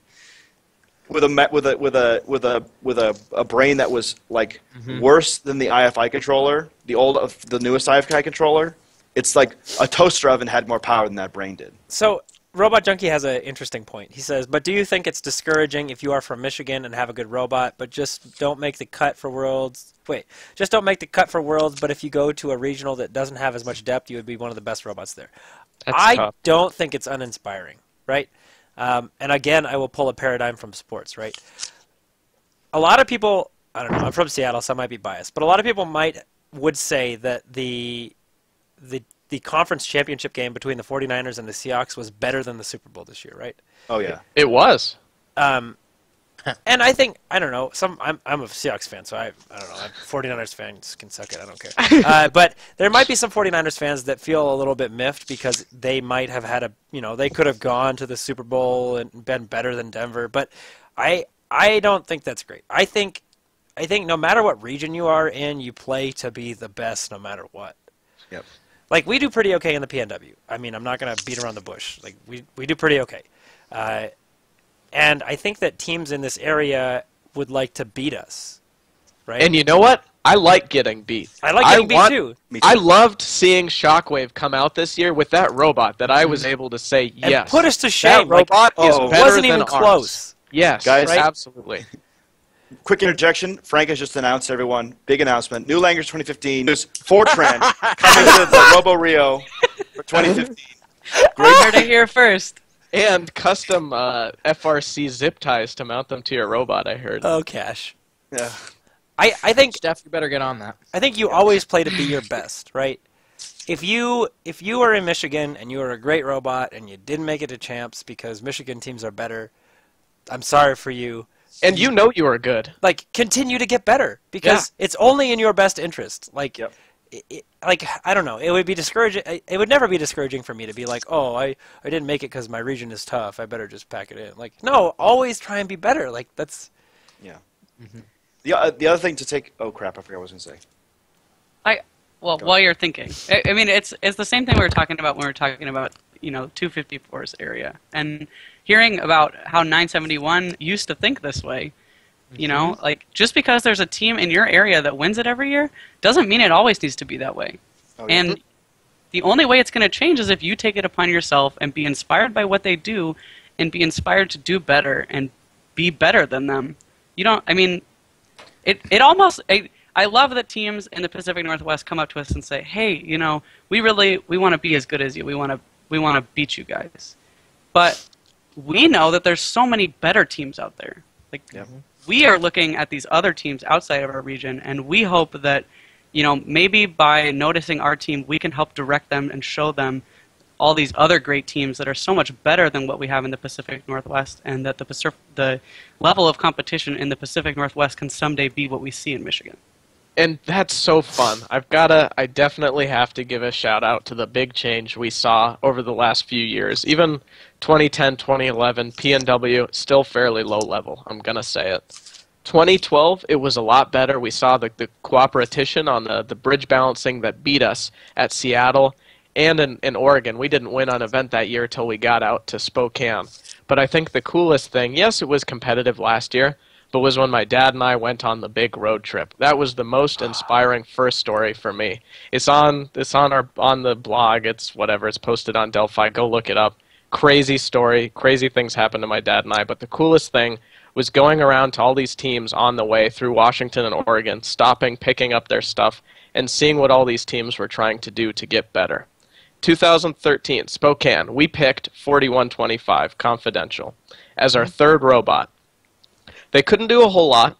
They played some killer defense. They did some blocking, and it was an amazing ride with them. We won that Spokane Regional last year with them.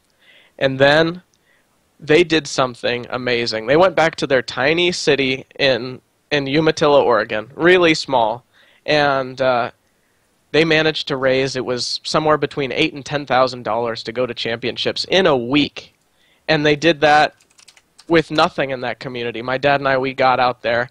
Those people were so welcoming. We got to their school. They took us to dinner at this local place, the Chuck Wagon Cafe, and the lady at the cafe told us that our dinner was on her, that it was amazing what this team is doing, and thanked us for what we did. And then we come out, we hadn't talked to them too much till we saw them at Spokane again this year.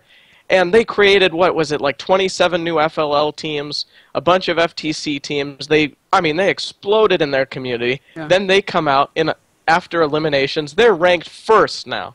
They go from being the last pick at Spokane to being the #1 robot. And we have to try and convince them, guys, pick us. You want to play with us. Yeah. It wasn't the right pick. We didn't have our act together in Spokane. But then they went on and they won the regional. they beat everyone. And it's that inspiring, uplifting story of how we're growing in the Pacific Northwest, going from when Steph and Dave started out here, and there was not much more than a handful of teams.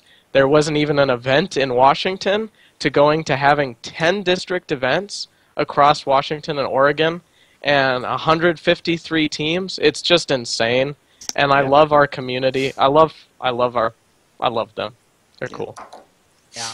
Yeah, it was. I mean, I left for college and came back, and I left for college, and there were 18 teams in the greater Pacific Northwest. I think I keep saying that number. I'm pretty sure that was the number. That sounds about right.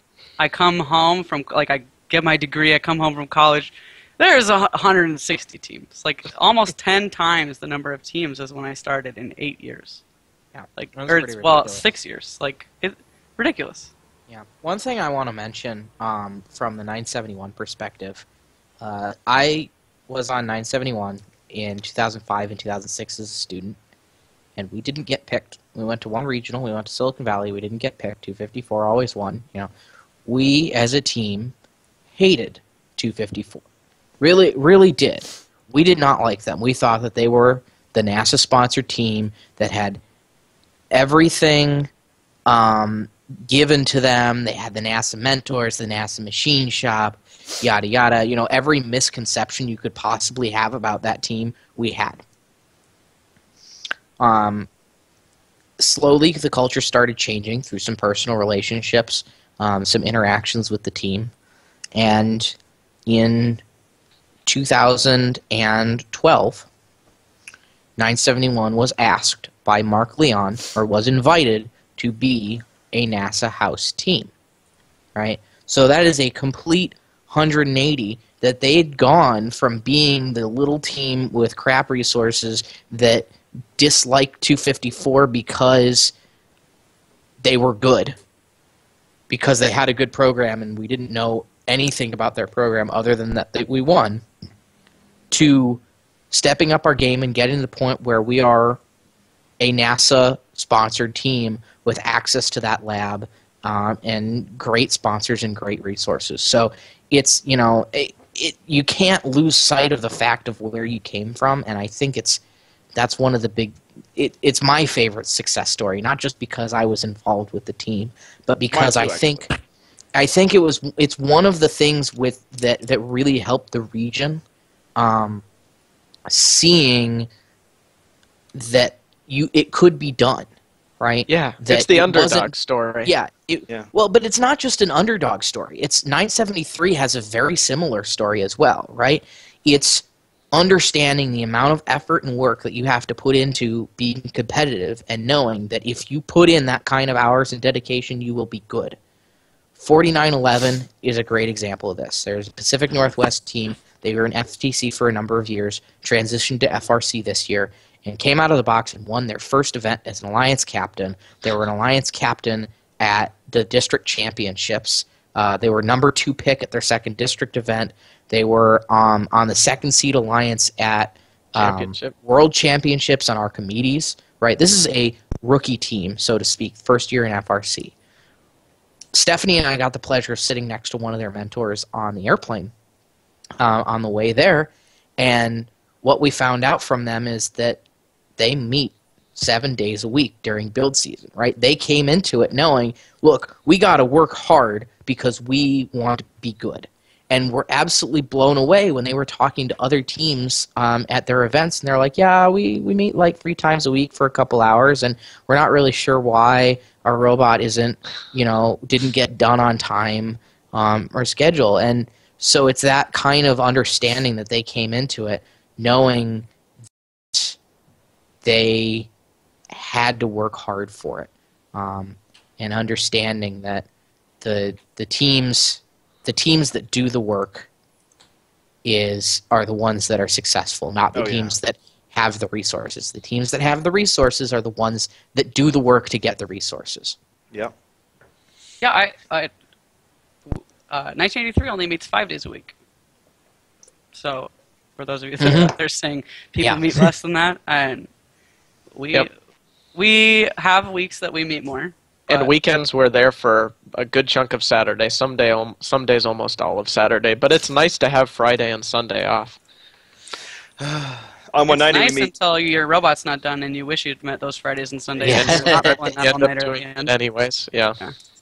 On 190 we've always met every day of the week, and this year we finally managed to actually write a schedule that we could keep, and we're happy that we did that. Yeah. But someone asked earlier two things. Does anyone have any idea what happened in Minnesota, and how all of a sudden they came out of nowhere and have like 180 teams in their state? I'm looking at Evan because he's numbers, but there was money available. Okay. I know Yeah, that. there was. As my understanding, and I don't quote me on this because I'm just recalling this from something that may have been posted on Delphi at one point.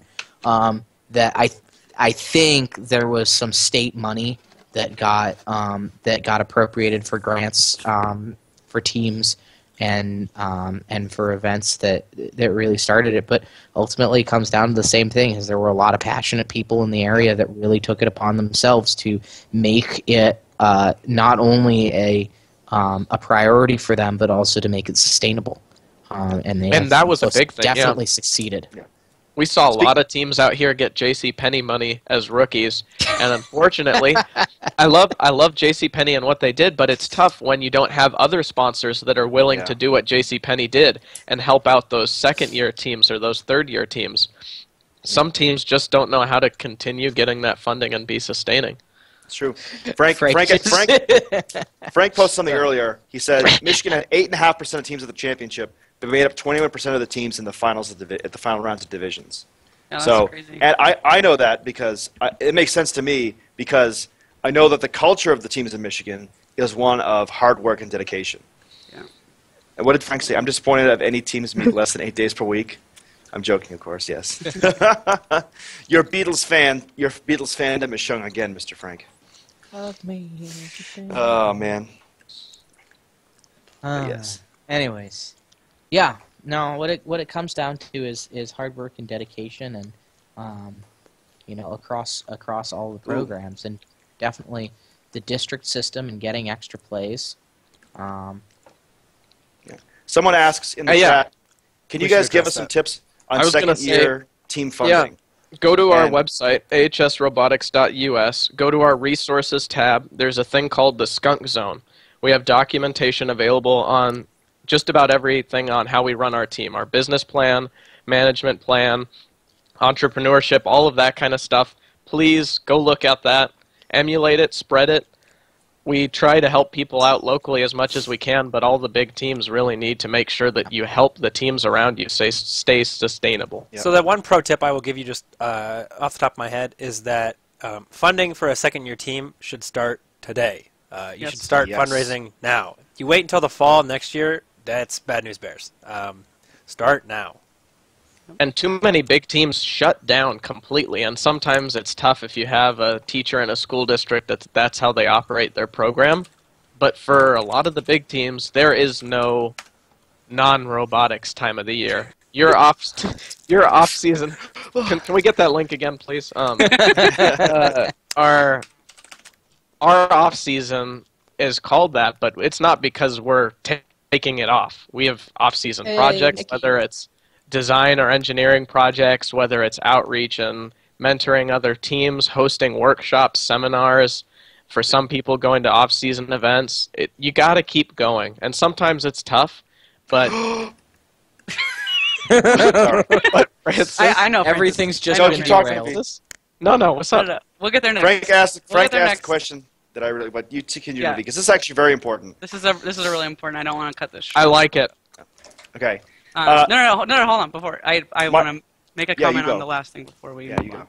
Don't worry. This new one's important too. But Dave and I were both on 1983 when we went from that first year to second year thing, and I can identify with the fact it is scary. It is scary, and a lot of us have been there. And if you ask anybody that was on a team during that transition, they will do anything they can to help you because we remember how hard it is.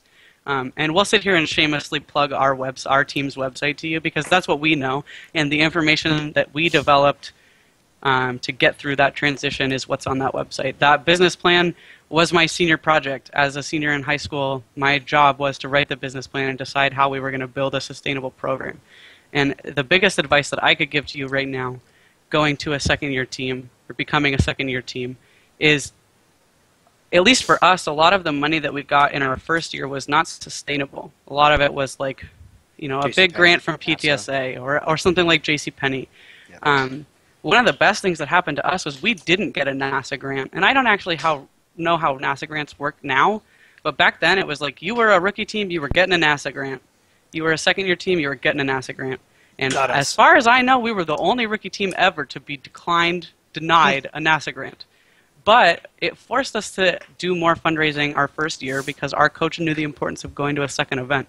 So from the get-go, we had to start coming up with ways to make sustainable money and grow our program from a sustainable standpoint instead of just a bake sale or going and asking parents for money, because that is not sustainable and it puts a lot of burden on your team and on your parents.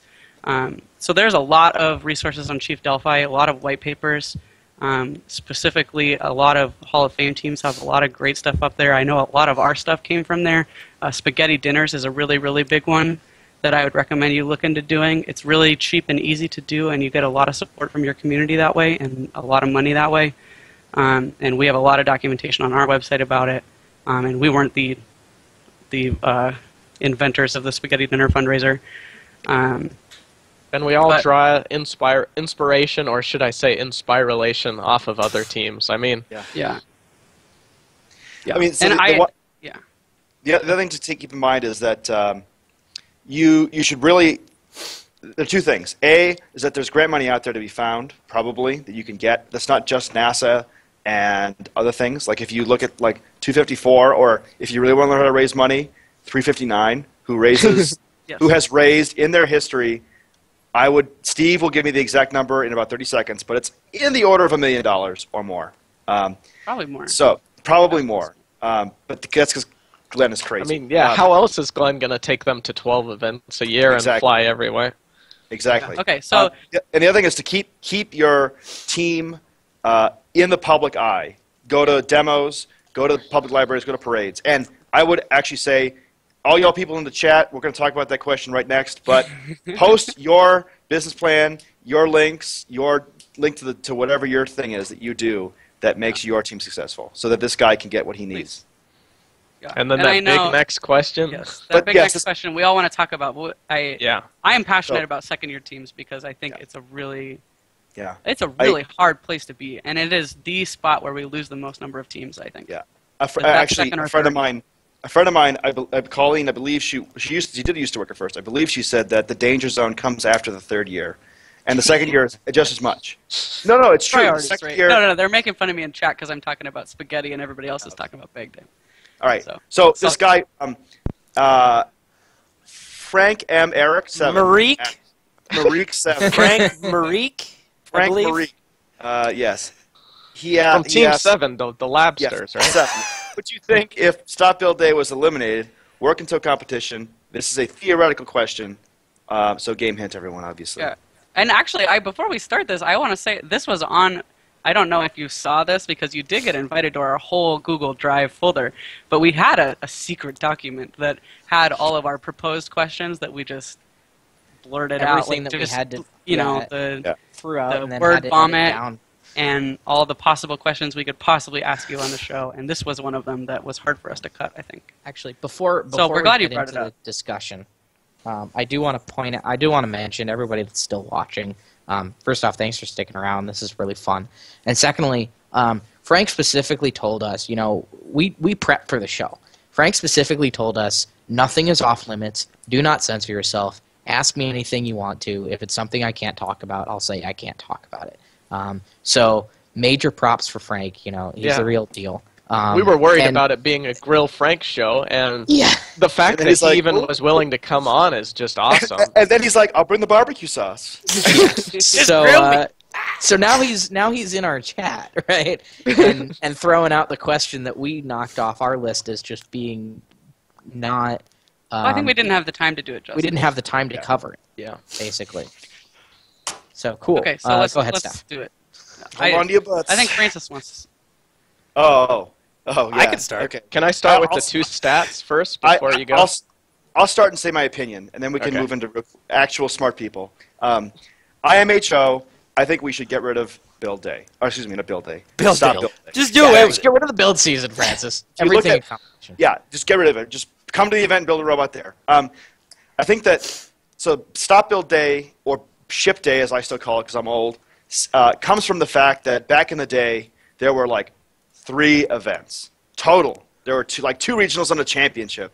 And you had to get your robot there, and your robot was big and heavy. So you had to ship it. And so to make it fair, they said, all right, we'll just put everybody in a box on Thursday, and then the next Friday we're going to play, okay? And I think that as we've grown, it sort of became like, oh, actually, this is an interesting thing, this 6-week build season, this stop build day, and this long, protracted competition season that didn't used to be 7 weeks long. When I started, it was 5, I believe. There were like 4 or 5 weeks of regionals plus the championship, maybe with a week in between. But having 7 weeks of Yeah, I events remember plus when week 6 got added. Yeah, week 6 got added, and I was like, whoa, this is crazy. And so Michigan in State reality, used to be week 5. exactly, yeah. In reality, this was the stop build day and ship day is a remnant, something that's left over. Now, people have gotten accustomed to it, and people start to like it. I think that getting rid of it there's no unfairness by doing it because everybody competes the same day with the same amount of time. And I think that there are a lot of benefits to it, like you don't have to build second robots. There are a lot of teams that do. You don't have to do like all sorts of crap. Like what was I going to say? I had another idea, but it was not bad. If you take a look at the Vex Robotics competition, they run their entire season. They release their game basically Friday of championship. They release their game before Einstein comes out, which is like completely and totally different. But they have a long, protracted build season that stretches more than a year of time. It is literally longer than 1 year. And there are a lot of problems with like mentor or student burnout, but I would contend that there are a non-zero number of teams out there that already run a 15-week build season. Mm-hmm. And those teams are the ones you'll generally see on Einstein. Yeah, I think that's the big argument, and that's my point of view as well. Is it's at this point in time, it's really not doing anything. All of the top teams are already working between kickoff and championship, literally, with only a couple days of break, and it's either on a practice robot or during unbagging time or at competition, right? But they're always working. So the notion that it's more or less fair isn't really there, in my opinion. They're just working. Yep. So I don't think it really needs to be there anymore. I think the money and the effort and the time is better spent on one robot and not 2.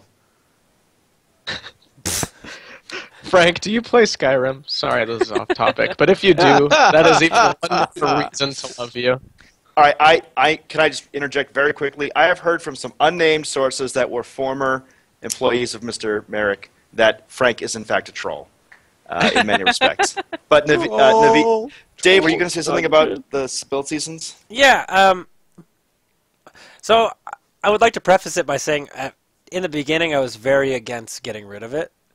But after having some conversations with some very smart people, smarter than me, I have changed my mind. But I do think there is one valid point that still remains. Like I haven't been convinced that it's 1995.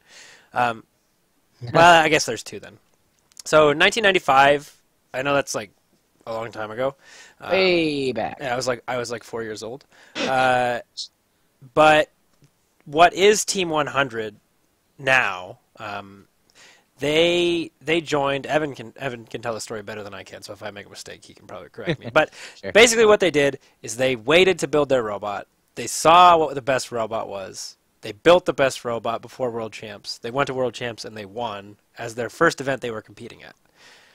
Yeah. So that's kind of lame. Like, like the whole point is that you start on equal footing, and if you don't have, like, in this case, you might be able to kind of cheat the system and wait to see what the best, like, strategy is, and then build your robot to play that. But, and then, okay, so that's one point. The other point is mentor burnout. And I know this is going to be different for every team, right? Because every team has different mentors, and every mentors pledge different amounts of time to their team. Like right now, myself, Evan, Stephanie, Naveed, Francis, we already do the 15-week build season. Like, we already do that. Plus a show. Plus the show. Team 1983 and special, like, I know firsthand, we build 2 robots, and we work on them all the time. And so some mentors are already accustomed to that, but I think that you would lose some mentors just because they would just get too tired of it. Like 6 weeks is already hard. Doing whatever it is, 15 is kind of bonkers for some people. Like they just couldn't take it. Yeah. So I think that is the one foreseeable drawback that I can see. I also, one thing that I like about Stop Build Day or whatever it's called now, I like the secrecy that it applies. Yeah. I like that we have a day where everybody says, okay, you haven't seen anything about our robot. Here, look at this cool thing that we've put all this time and effort into, and like that reveal day. And when it goes back to how it's been in the past, where you don't see their robot until you watch some potato quality stream of their first event, that's not as exciting. It's not as inspiring to me. But I don't know. I could not. If you ask me right now, do I think we should keep it or not keep it? I don't really have an answer. I probably won't have any major objections either way it ends up going. I think I have to agree hold right on. there with what Before- Steph said. Alan also says, I hate the secrecy. Ooh. I love secrecy. Yeah. The anticipation of that Robo Wranglers, the Robonauts video, or maybe the teaser of that 30-point climb in 6 seconds that you're going to see, that kind of stuff is some of the most inspiring things for me, or at least it was when I was a student. I'm actually a flip-flopper on this one, and I will totally admit it, because there are parts of the secrecy that I absolutely hate. And Evan, I love you dearly, you're my husband. There are times, like especially the first couple years we knew each other, and like the way that 190 approached the whole secrecy thing, like I couldn't even tell my best friend Dave or my best friend Naveed, who were still back on 1983, what I was working on. That I don't like. That was silly. I agree. I like to see the process. The secrecy is important, though. And I also couldn't tell. I also, this as a thing, I knew everything about their robot as they were talking to me on TeamSpeak this year. Yeah, what's up with that? Hey, here's the thing. I never asked you. You guys just told me. So, because you're my friend, Francis. Yeah, I know. And I would have told you, and I told you everything once somebody spilled the beans on Facebook. But okay, but so I think the secrecy is important because I think you would have seen a lot more 254 clones this year. Like, when did they put out their wooden robot reveal video? Like week 4, right? Week 4, week 5. Week 5. Okay, let's say you're competing week 5, week 6. You now have like 10 weeks to build the Cheesy Poof robot. Like, I would have built it. I would have built the heck out of that robot. I would have built 2. I would have built that robot 9 times. Yes, that's yeah. true. Part of the advantage of having the stop build and the secrecy is that it's as part of the engineering process. You have an isolated environment in which to do your engineering process that is hopefully fairly uncontaminated by other things. And you could say that's realistic. You can say it's not. I work my day job when I'm not doing robotics. I work at Boeing as a structural engineer, and again, we have people that work on trying to figure out what they think Airbus is going to come out with next, or Bombardier is going to come out with next, or Embraer, or any of those, right? But we don't know until they announce it. And then sometimes, if we guessed wrong, there's a big scramble to change all of the product development plans or figure out a new marketing strategy or whatever. That's real life. I could tell all kinds of cool stories about airplanes and stuff, but what it comes down to is, You can't. yeah, no, I can. I just don't think this is an appropriate forum to do it. But yeah, there's something to be said for having a process which relies on going through the engineering development process within your own team and does not, get contaminated from other teams presenting their information. That being said, there's still a lot of stuff that ends up, between the robot in 3 days and build blitz and all that stuff, and everything that goes up on Chief Delphi. It's still pretty big, and so Frank, there's teams that are getting stuff. Frank just said the 6-week build is used as part of our marketing to get the word out about how awesome our teams are. Quote, look at what our teams can do in 6 weeks, quote. Is this an accurate representation? Not for No. the poofs. So it is an accurate representation. So it is what I say to people when they come to my lab to look at our robots, because that's mostly true. We do most of our work in our 6 weeks. Is that what I feel that the first message outward is? Actually, no. I don't think FIRST actually pushes that message hard enough. They push the inspiration and competition, which is both important, but they don't push that particular message. But at the same time, like Dave was saying, these really, really great robots are not 6-week robots. They are 15-week robots. And also, part of that, we say it, like when people ask us, like, what's the competition like? It's like, well, we get a game, and then 6 weeks later we have to bag up the robot, and it's hard to explain, like, well, but we build 2 robots, so we keep working on it, and then we go to competition, and we, like, retrofit the actual robot, and, like, that is hard to market to people and tell people. I've actually been asked if that's cheating.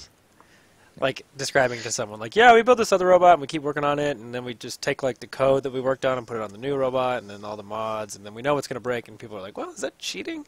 So, That I seems mean, like we have all of those exceptions. There are the practice bot, and then a big argument would be, I mean, this year they increased the withholding weight because of weather to 45 pounds, and it was either 2009 or 2010 was even worse, and it got increased to 65 pounds of withholding weight.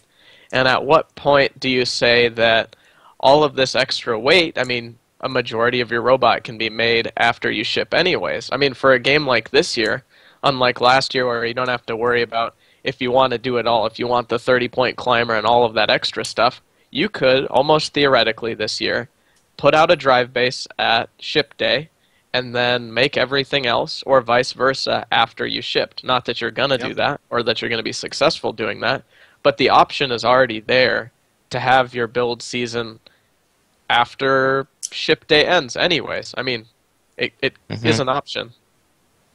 I mean, one of the best robots that won a world championship, now this is not a bad thing, I think this is a great thing, 67, 2009. Their robot was a shooter like 217s. They would go boop, boop, boop, boop, boop, one at a time. And then they changed the robot, a turret shooter, and they changed the robot to a dumper after their first event. They still won their first event, but they were like, oh, damn, this isn't going to last for very much longer. And I think that's a pretty major change to the robot, and that was, within the rules. It was the first year of districts. It was the first time we saw the open bag period. Yeah, that's true. That's very true. And I think that a lot of people were saying here that, like, to an outsider, it's like, oh, yeah, we have, 6 weeks and 4 days, and that's it, and that's all we have. Some teams get a few more hours, but that's it. But what about those 65 pounds of junk you brought in? Well, also you get as much time as you want between the certain days at certain times, and then you get to unbag your robot for these many hours, but only so many periods and all this. So it's as with most sports, there is complexity within the simplicity. But the problem is that because it's a high school sport, it gets critiqued down to the nth degree, down to nothing, because there's parents that want to. The parents care. Francis? No, I'm still here. Are you? No. Hello? Did we lose Evan? No. No, everyone's still here. Yo, I got this. Yo, I got this unlocked. We good. Yeah, but yes, I think that is complicated, and I think it's not necessarily the worst thing that's complicated. But IMHO, bag day, go bye-bye. But I know for a fact I've contemplated this with other mentors from 190, not Steve and not these guys, and they said that they wouldn't do it if it was 15 weeks, because we don't build a practice robot. We barely build one robot a year, and our robot is a unique, special flower. But what do you guys do with your withholding weight then? I mean, well, with our robot's the flower, Francis. Yeah, that's true. We basically hold back parts from the real robot to improve and bring on. We also But how is that any different, though? I mean, No. that's I know, your but practice spot, we don't. basically. So, like, here's the thing: people are very afraid, especially on 190, that getting. Some people have talked about this in the chat. People are very afraid of the no deadline build season, right? The 6-week bag day deadline. Like, I know every year we put a timer up on the screen before it's midnight, so that we know when to put the robot in the bag. And this year we wasted 16 seconds of build season by not working on the robot, and I was ashamed. But and I think that people, especially on my team and other teams, are afraid of what a build season without a hard deadline that isn't your first event looks like. And I mean, it is scary. I know that when I did Vex, when I mentored Vex teams, kids would work up until 2 in the morning the night before their event on all of the events that mattered to them. But then a lot of times teams didn't, and they still did really well. Frank also, Frank just noticed that Evan and Stephanie have the same last name and are married. They're also in the by the same way, house. Yeah.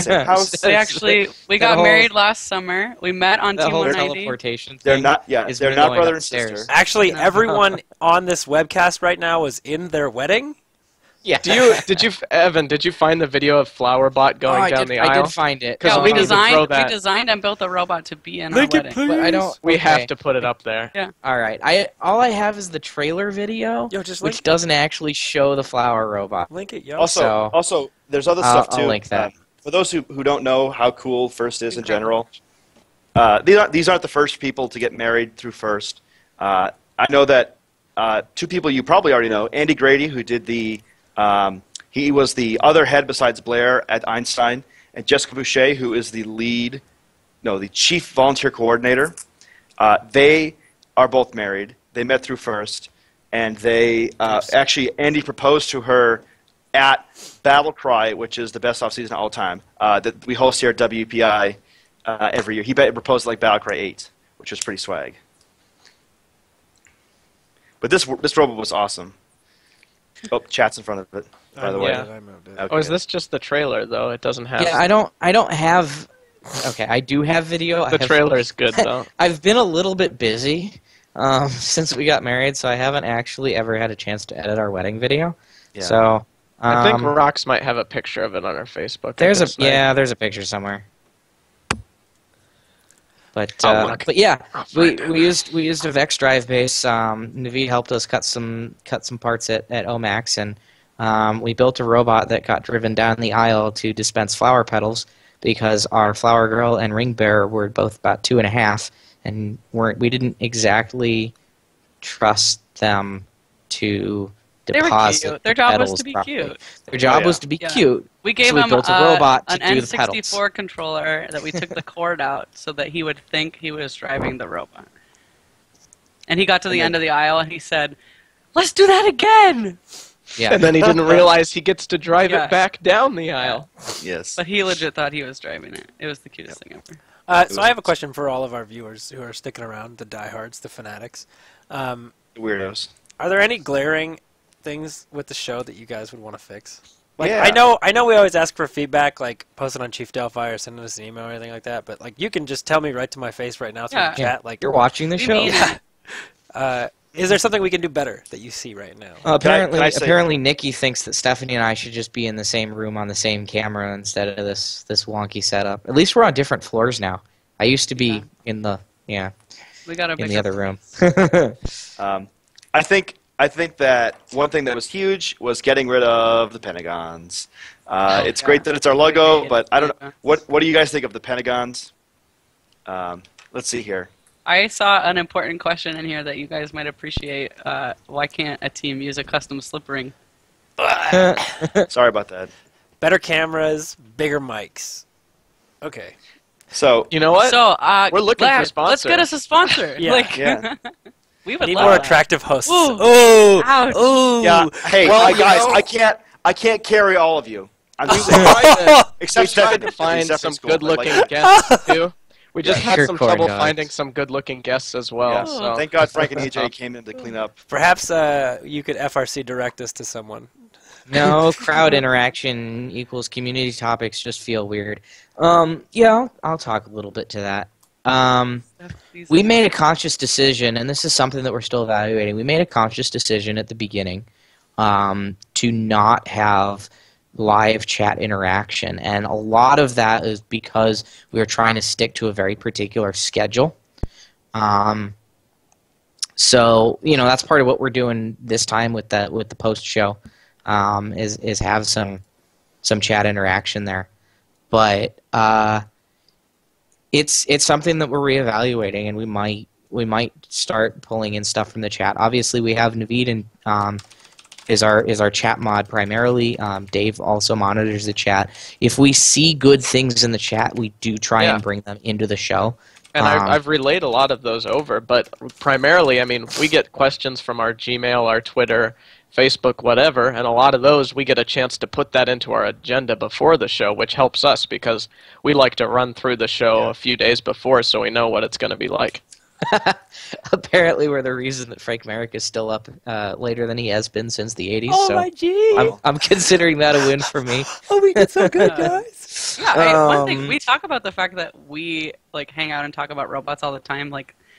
One of the reasons why we wanted to do this post-live show is, one, to interact with you guys more. We try and do this whole professional thing when we're live, and that's one of the reasons. With the delay, it's hard to interact with the chat. And the community topic, we gear it more towards what are the hot topics on Chief Delphi or other live forums at the time. But this would be a good point for me to remember where I was going with this. After the show, every week we talk in the Skype chat for at least 2 more hours after we go offline, and usually the guest is still there with us and just hanging out with us. And so this might be something that we do a little more often, although I will be perfectly honest that sometimes our guests are a little more open with us and we hear more fun stories when we're not live, which I don't think would be a surprise to anyone. But I think that we will do... Yes. I think we'll do... I think we'll explore doing something like this more often, because we really... we enjoy...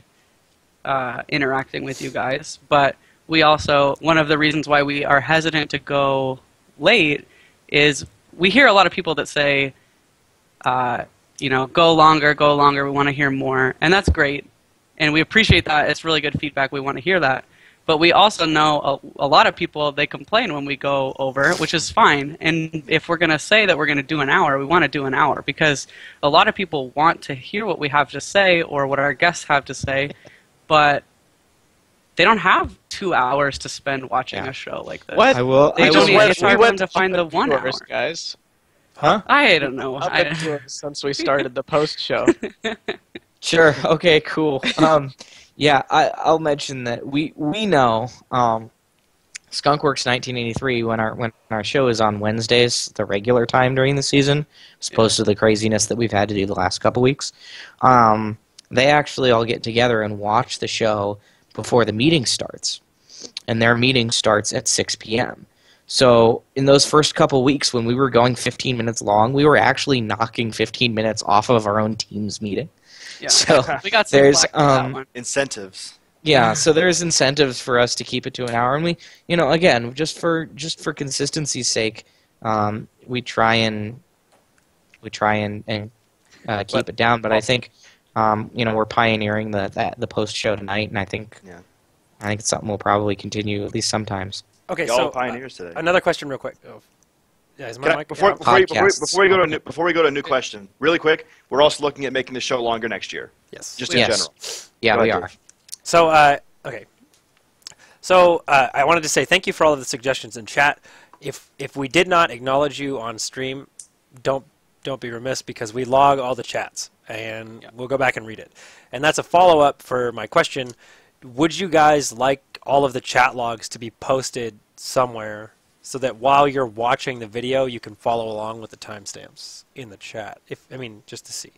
Would you guys be interested in that? Anyone? Yep, seems reasonable. We log all the chats, so... Well, we got to give them 30 seconds before they can actually respond. In the meantime, Gregor Browning said don't do shows on Wednesdays. We are looking at doing a different day. I found that out the hard way when I missed a show and then had to do one from the scoring table. Yeah.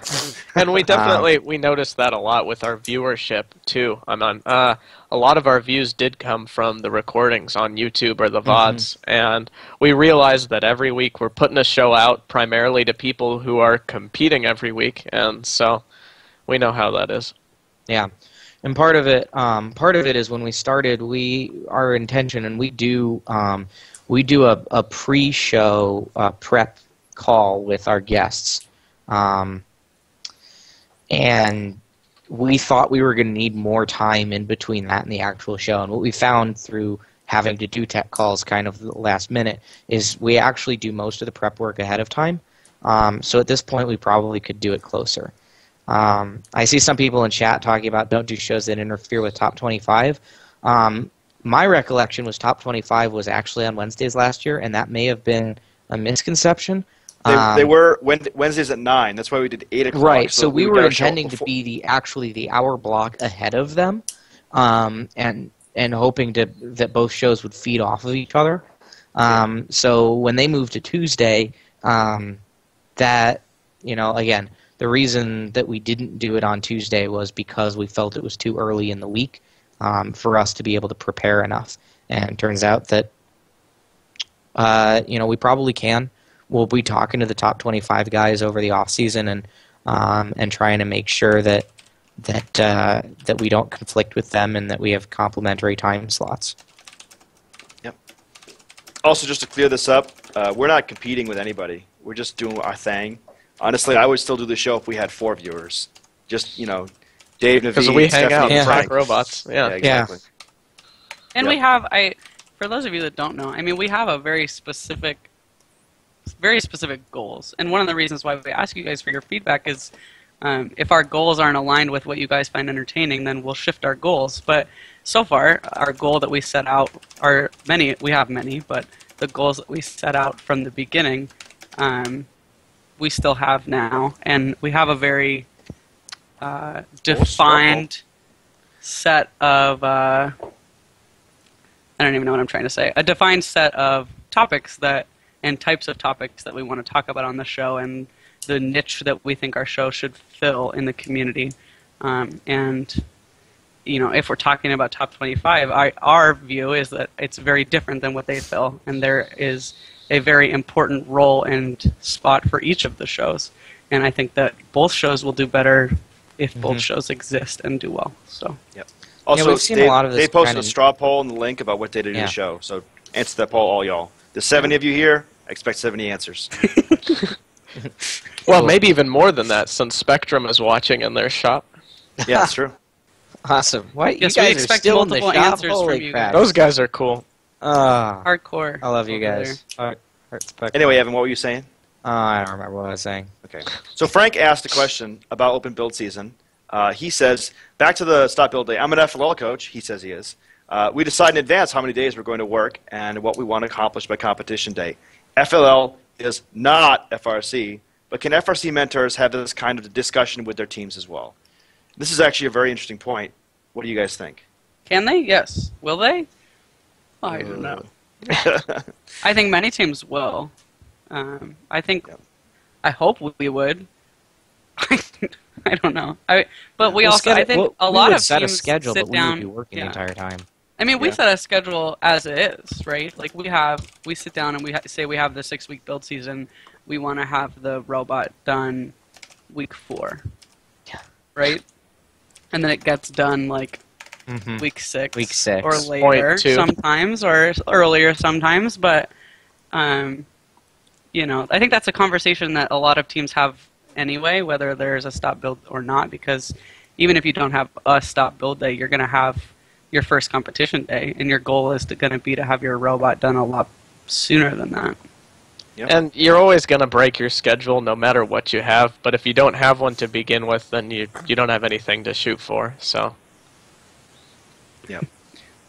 I know that we, on Team 190, we have a set schedule of when we meet, and I'm sure 1983 does too. We meet certain hours on each of these days of the weeks for certain times. And I find that is actually a really great thing instead of having just an open, like, we'll just build the robot whenever we want to.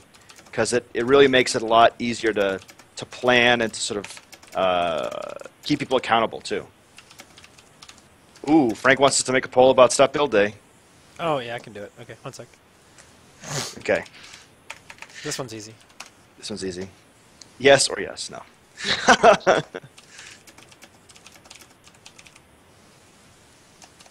Interesting that Wednesday has the least amount of votes. I mean, I think it's I'm not not that surprised. interesting. Yeah. I'm not I that can see surprised. why. I can see why, because it does conflict with traveling to events.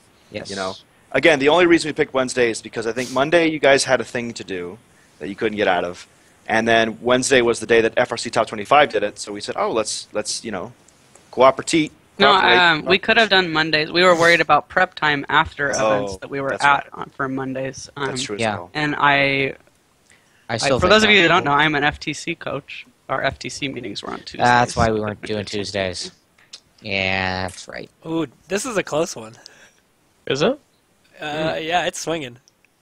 That's every poll on Chief Delphi says that it's close. You know, and I believe it's close. I believe It's it. pretty polarizing. Yeah, it is the thing that makes first very, very interesting. Well, not the thing. It's like one of the most ingrained parts of first. You know, it's what makes it what it is in many respects. Jim Zondag, we were speaking with him, and he makes a very interesting point that it's one of the only machine sports, which is like an automotive sport or something like that. It's one of the only machine sports where they don't let you work on your machine. You know, they say that this is your hands-off time. And I know NASCAR has a period that you can't work on your car anymore, and that's after for the Sprint Cup. It is after happy hour on Friday. After that, you can't touch your car. But that's like 48 hours. And before that, you could have built your car over the preceding 5 years. So it is an interesting way that First does it differently. Also, how come we can get 31 votes on one of the polls, but only 27 on the other? This is ridiculous. We expect better. Well, from you didn't. guys. You know, the problem is you didn't put the option in there for I don't really care or I'm not sure. That's true. We might have That's because I people want on you the to make a fence. decision. Making assessments. I think you should have had the option. Don't do the show ever again. You suck. And Oh. banned. And All right, muted. we're taking applications for a new host. Yeah. For a new director. Hang yes. on, she's already been replaced. Hey, Frank, Oh. I got you. Whoop, whoop. Oh boy. Robot Junkie, have a good evening. Good night, guys. Yep.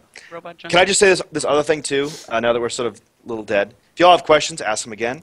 A lot of people on Facebook, a lot of people on Chief Delphi, they asked or questioned, guys, how did you get Frank and how did you get EJ to be on your show? Yeah.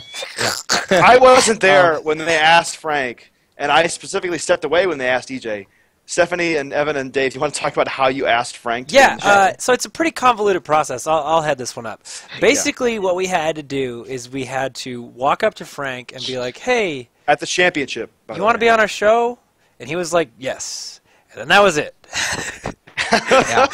Yeah, no, Stephanie and I got media badges at championships as part of GameSense to go actually shoot video for the selfie video, and so we were down on the floor. And shout out and to we that knew guy, by the way. I forget his name already. Peter Moore. I suck with names. Peter. Yeah, Yeah, Peter Moore he was actually in contacted the. us this week, saying if we ever needed anything again for champs, let him Media know. center. He was Yeah. looking forward to the show. Super cool. We really appreciate that. And you got to meet Bosie this season, too. Talk with him about the show. Yeah, a little bit. He was at Pacific Northwest Champs. Don Bossy was.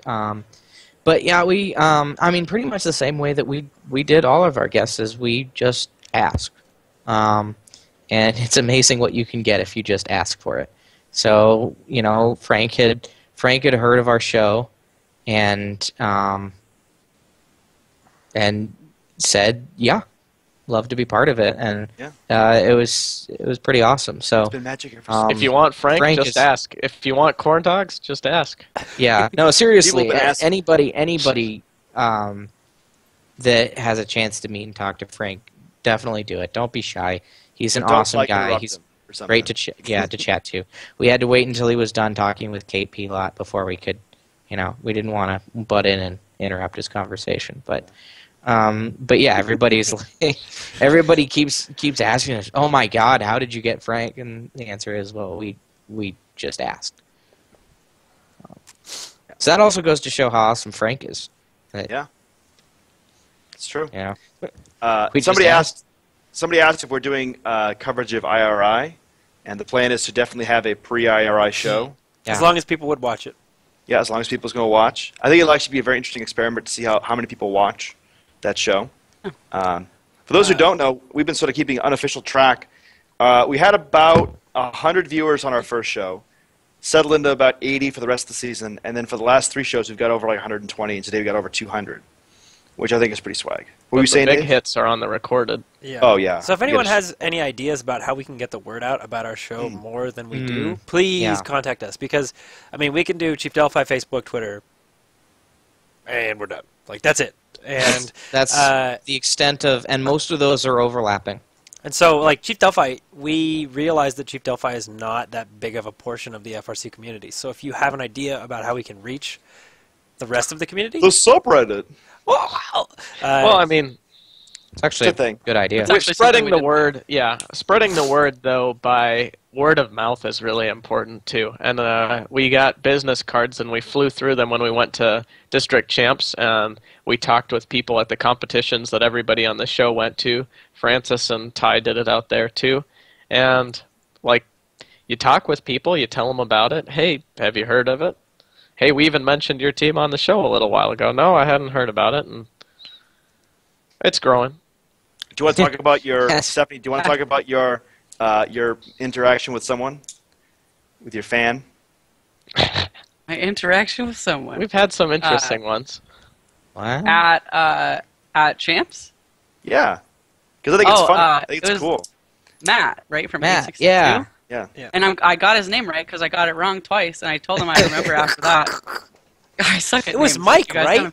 Yeah, it was Mike, right? Oh, that's good old Mort. Yeah. I think I saw him in chat tonight, but yeah, it was probably the coolest GameSense experience I have had so far. He came up to us at Champs and introduced himself, and it was after Einstein in the pits. I think we went up to say goodbye to Adam Freeman, I think, and he was over there talking to Adam and started telling us about how he watched the show like every week, and he would actually sit in a room with kids from other teams, and they would watch the show together in Michigan, and that they watched our very first show, and he is their student lead of strategy, and they actually heard us talk about things that they hadn't thought about for strategy, and that he actually attributed part of their win and their success at that first event to things that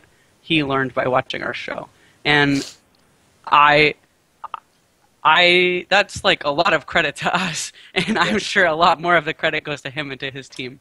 That's a big surprise just in general, that we think we're coming on here, we're talking about what's going on this season, the strategies we see, things like that, but we never anticipated it being something that becomes a tool that people use competitively. Yeah, and that was pretty cool for us. And we've also gotten a lot of parents coming up to us, parents of students, and that was something when we laid out who are we gearing the team towards. I think the people that are in chat right now are the people that we were gearing the show towards. The diehards, the lifers, and the strategy kids. But we didn't even think about parents of kids that this would be a resource that they could go and watch a recorded show and learn more about how the game actually works, especially with a complicated game like this one. Yeah. But it was really cool. We first got it from parents on 1983 because we interact with them on a regular basis. But them saying, and we obviously put the word out to our team a lot when we first started the show. And hearing from them that they were able to follow everything that we said and actually thought that it was a valuable thing for them to watch and watched it week after week was something really unexpected for us that we thought was pretty cool. Also, she touched on something. Big shout out to all the folks who followed us on Facebook and Twitter before we sort of even did our first show. I know that there are a lot of folks out there that are friends of ours that put their faith in us and said, you know what, you should watch this. I haven't seen it, but I know it's going to be good.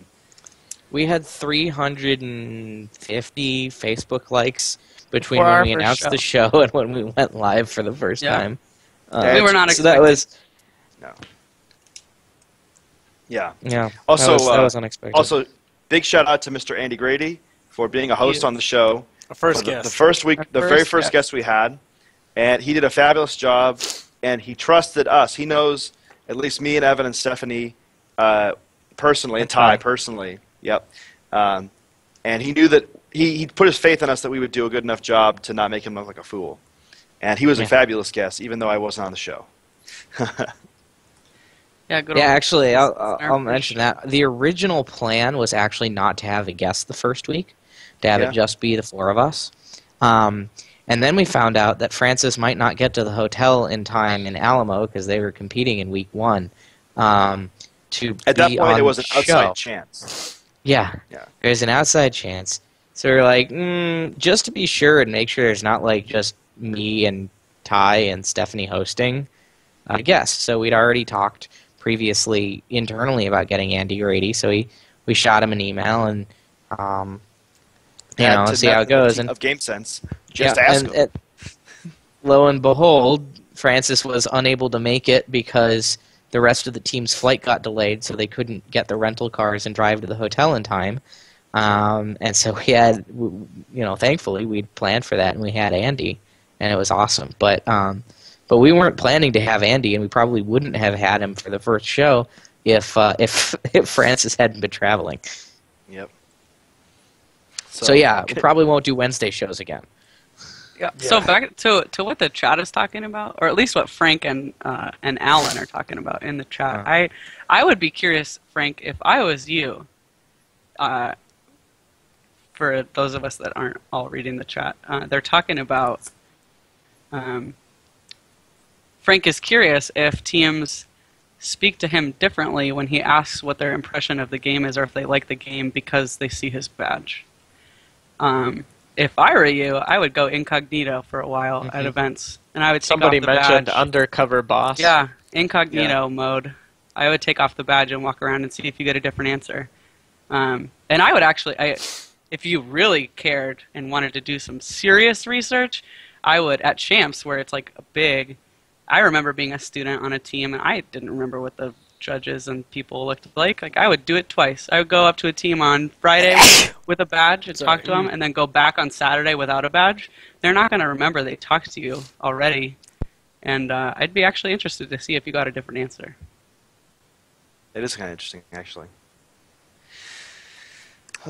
So, y'all have any other questions or things you want to discuss? Ask them out. BT Dubs. Anything. Anything at all? Anything about first or about us? I guess? Okay, I have a fun story that I want to mention. Oh boy. It has to do with Frank. So last year, at the end of the season, when he was still the acting director of FRC before it became official, Thanks, Frank. I sent a cold call email. I guessed the email address because I knew the format was first initial last name. I was like, I'll just send him. I sent him a nice email about thanking him for everything he did this year and really appreciated it. And 2 hours later, I got a response. So that was pretty awesome. I just want to throw that out there that Frank has been awesome, and I know he just threw his email out in the chat for people to contact him. He actually does check that email. I can attest to it because I sent a shot in the dark and heard back 2 hours later. Well, that's the one we used to talk to him about the show too. So. Right, but he actually gave us that email. He probably didn't know that I had that email from last year, from just shooting it and noticing that it didn't give me a bounce back. So yeah. We've got a favorite ice cream flavor request. Oh, What do you from guys who? think about new districts for next year? I would like to see them. We would like to see some. And we've got ideas of who might be sort of ready for it, but I don't know if they're actually ready for it. Conflicting reports. I don't think Yeah. California's going to do it. But What- I know they're not weird. doing They- it next year. They Yeah. Although they said they want to do something different, and I don't remember what they called it. They Yes, called it something that's- different, but they were still going to have all these teams going to different small events in high schools and competing and having an everybody area that I've had, championship. You know what my From gut says for everybody next that I've year? talked to, it's districts. It's just has a different name. I think we add no Um, new districts next year, to be honest. I think Yeah. so too. I wouldn't care. I would really like it if, even if we didn't add any districts, if we got the inter-district play working. I think Yeah, that would sure. I would like to see. I would like to see a couple. Maybe not next year, but I would love to see inter-district play options. I think that would be really awesome, and I would love to see new districts come up in the next couple of years. I don't want to see any new districts come up before we have some kind of inter-district play format. Even if it happens at the same time, that's fine. But I don't think that it is a good idea to continue sectioning off regions And of, hurting teams on of the the outskirts. nation. Yep. Without having a cross-pollination method. I'm surprised we haven't seen talk about Minnesota going yet. That's They're a my very thing. dense Yeah. area. They're very Exactly. dense, a lot of teams. I think that I just don't know. Minnesota to me is kind of a black hole of first because I don't know anyone from Minnesota in first except my brother who moved there a month ago. So I would think that if the people from New England were in Minnesota, Minnesota would be a district. But I don't know. It's hard to say. It could be. I mean, it was tough for us out in the Pacific Northwest because there just aren't that many high schools out here that are that big. Right. Venues are a Uh-huh. huge issue. Yeah. Colleges are really where you want to go if you can with this venue because colleges' venues are much more likely to be suitable, at least in my experience. Not every college has a purpose-built facility for robotics competitions like WPI does.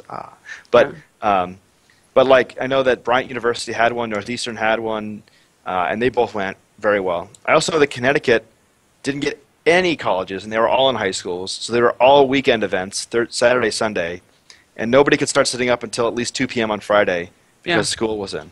I think in the Pacific Northwest we only had one college. Maybe two. Really? Central. No, actually 3, because there was Oregon State. So there's Oregon State, Central, and Eastern were the college events. 3 out of 10. Yep. Yeah. And we have talk, or there was talk, about several others. There are others that have been interested. I don't know if they just weren't ready to do it this year or what the scoop is, but I think that's great for us because they offer generally larger venues and a more professional feel for the event. Although some of the high schools are awesome venues. We just don't. The big problem for us when we were trying to pick out venues out here in PNW is it's not like how it is over on some of the Midwest or East Coast where you've got the big double-wide gyms for sports and not having the space to put everything. So we're really thankful we managed to snag all the venues we did. And if you've ever been to IRI, the venue they have for that, their high school is huge. They have the competition area in a pit in the gym the size of a regional would have a gym in. And then they have a practice gym that could easily fit a division worth of teams. But they don't, and they fit almost that much, but it's crazy how many people they have. Do they have pools? Frank asked they have pools. WPI actually has a almost Olympic-sized swimming pool available, so if you're curious. Somebody whatever on our reason? show as a guest tonight already confirmed that there wouldn't be a water game 2015, so I'm not Oh, too that's concerned. Okay, that's true. Can I just say something about the water game? No. By the way, no. Yeah. it's- gonna You get know it. it's late night when we start talking water game. Feeding the Yep. trolls, Francis. No, it's this. It's that Frank, your joke was funny and I loved it. I think that's great to come from you. Yeah. But all y'all other people need All to the rest stop of making, you? Yeah. all the rest of you people need to stop making water game jokes because it was old when I was a freshman in high school 12 years ago. Stop trying to make water game happen. It's not going to happen. It's not going to happen. That is exactly what that is. Exactly We need to what make Frank like said. a redub of that Yeah, video. Frank didn't. Yes. Frank didn't make a joke. He flat out told everybody there's not going Oh, to be a water game. I that's true. don't know how That's not a much clearer joke. you. Hey Okay. guys, No, Frank shut the stream down. and Dave's out of the room.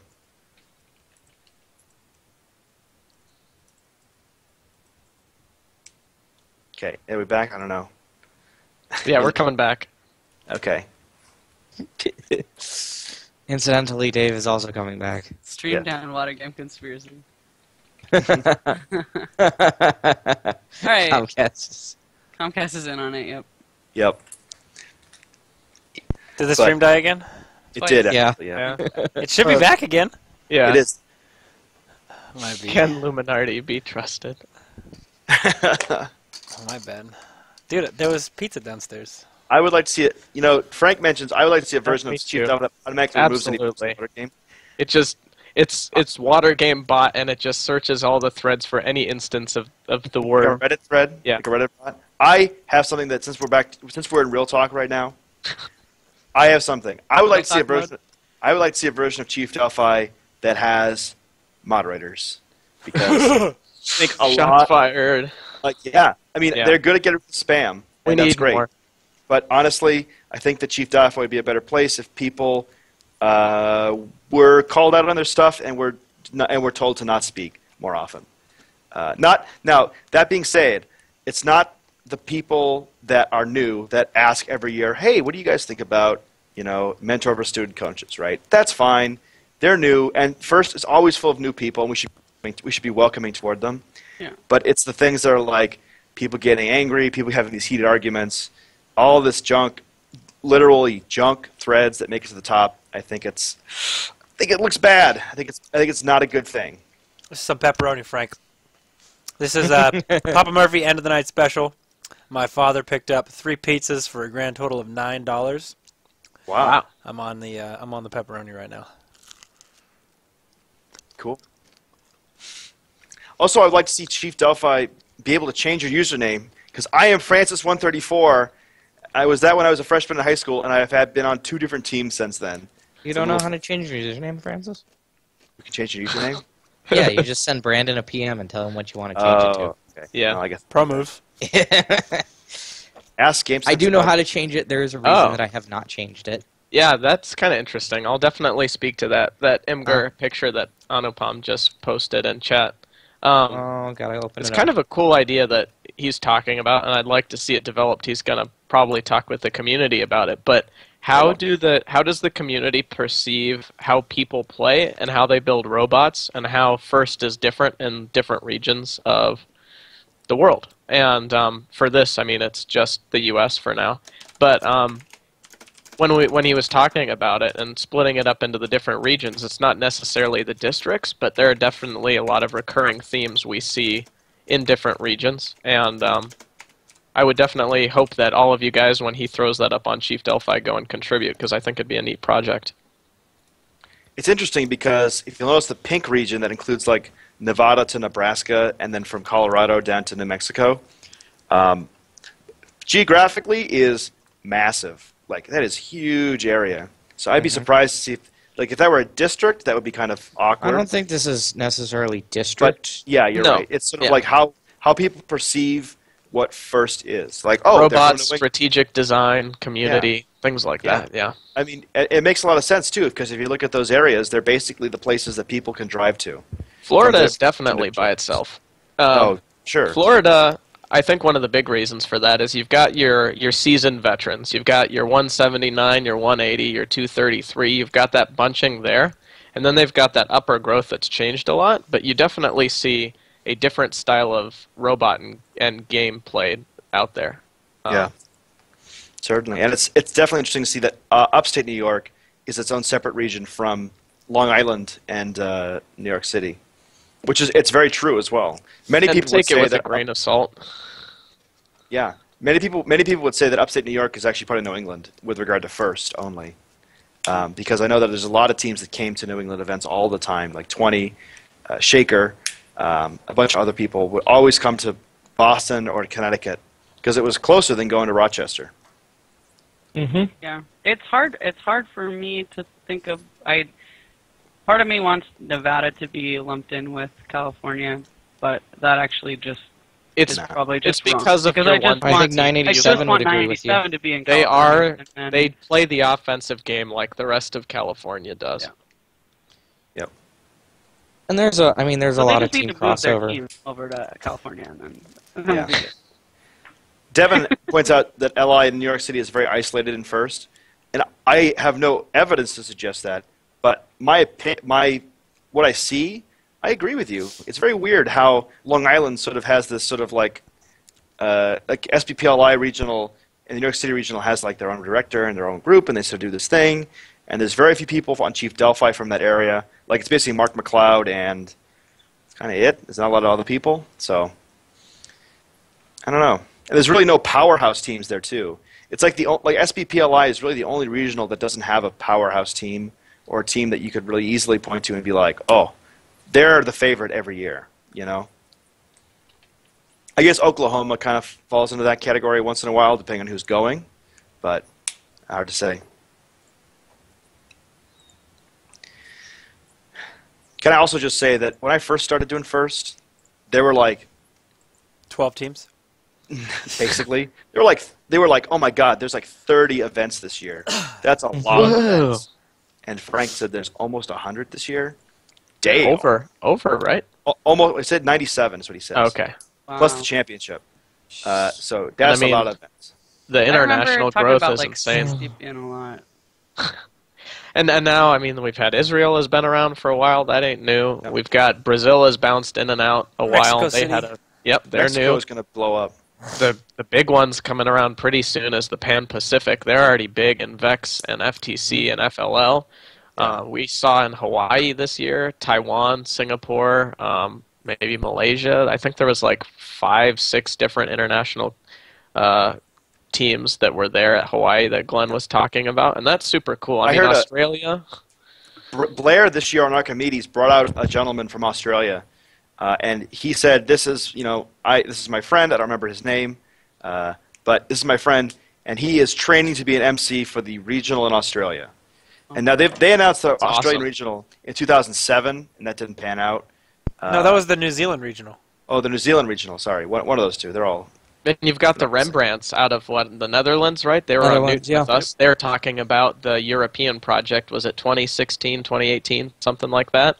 They have made it their chairman's goal or whatever, their team goal, to have an event out there in Europe, because there is a small chunk of teams over there that are also really competitive in other large robotics programs. 1884. They always used to come to. They were from London actually. And they always used to come to WPI, the WPI district regional, until it became a district. And they won their first chairman's award this year. Oh, awesome. Woo! Awesome. Shout out again. I know we talked about it before. There was one guy in Europe that's been watching the show. Yeah. I don't know if you might not One be here viewer right now, every week. but you're awesome. Wherever you are. Somebody's dedicated. Spread the word on the show, but more importantly, keep spreading the word about first. Yep. Pretty cool. Word. So also, people are talking about volunteering here in the chat. I like to point out that, the one in New York City. I like to point out that I know there's a couple of volunteers this year in New England that one of them did 5 events, one did 6 events, and I think Steve Canup did 7 or 8 events this year. He said he did 8. Volunteer. Yeah, he did 8, including 2 in one weekend after he got emergency called in. And we always need more volunteers. My sister did 6, and she's in high school. Yeah, and she's on a team. Yeah. That was nuts. So if you're watching the show right now, it means you love FIRST. And if you love FIRST, you should volunteer. Because honestly, if you volunteer, you will never be the same at an event again. You will understand everything. Also, if y'all are complaining and bitching about referees, y'all need to sign up to be referees. Because it is hard. I've refereed, honestly, 60 VEX events and 2 FIRST events. And the FIRST events were the hardest ones I've ever done, for sure. But they're also very rewarding. It's very interesting to see sort of what you can get out of it. But Frank loves FIRST, everyone. Frank, I'm not sure. Frank, how many events did you volunteer at this year? I don't know. Did you volunteer at any events this year? Because if you did, he volunteers at any because it's his job. Yeah, I was going to say, don't volunteer, Frank. You should take that money. Get paid. Get money, get paid. Hell, I know I would take getting paid. And Corey puts out a good point. Not most did 6, at least from my perspective, but there were a lot of people that did a lot of them. I think he's talking about PNW, because Nicky was talking about that. Yeah. No exaggeration. Many people did 6 events, It's 5 true. to 6 events in the Pacific Northwest. And we had to run them. Yeah, when we came in last year, Kevin Ross came to Steph and Evan, and we had to figure something out. We're moving to districts. Everything is going to be volunteer run, and we needed to step in. I do agree the other way around. And I agree, it is not sustainable. 100% not sustainable. So, But admitting respect to a lot of these first-year district things, you have to get those people to do, like people who want to do this will need to do it to get the ball rolling. Darren did all okay. 7. Darren? Yeah, he did even more. He's been Yes. going since January. He's been not only emceeing events out here for FRC, FLL too, and he's been working with multiple teams during the season part-time too. He's insane. He got there's a reason he got the Volunteer of the Year award at District Well Champs. Is deserved. Darren Brandon's dad? yeah. Yes, Darren Yeah. G. He's a good guy. He volunteered at a first event every weekend since December, all the way through District Champs. Every weekend. And he traveled for some of them, and he still has a job. Like, he has a day job. Works he for works Boeing. for Boeing. Damn. Mm-hmm. That's Every crazy. weekend. Oh, Frank has volunteered for first in the past. I didn't doubt that he has. But that's He said he was a interesting to know. coach. Yeah. Well, he says he's also Still ran is. the JFLL event at the Yeah. UNH, which is the state championship for JFLL. Yeah. Cool. Very cool. I actually had something. I forgot what it was though. No. Balls. Okay. I have several of my West Coast friends that are messaging me that either haven't watched the show or are just watching the recording. Show? Oh. Yeah. No, they're watching the recording now, so I'm like, we're still going if you want to hop in the Are chat. they watching it on Twitch? Because it's all messed up. No, I don't think so. I'm pretty sure everybody I know watches on YouTube. They're not live on YouTube, so. Oh, then I have no idea.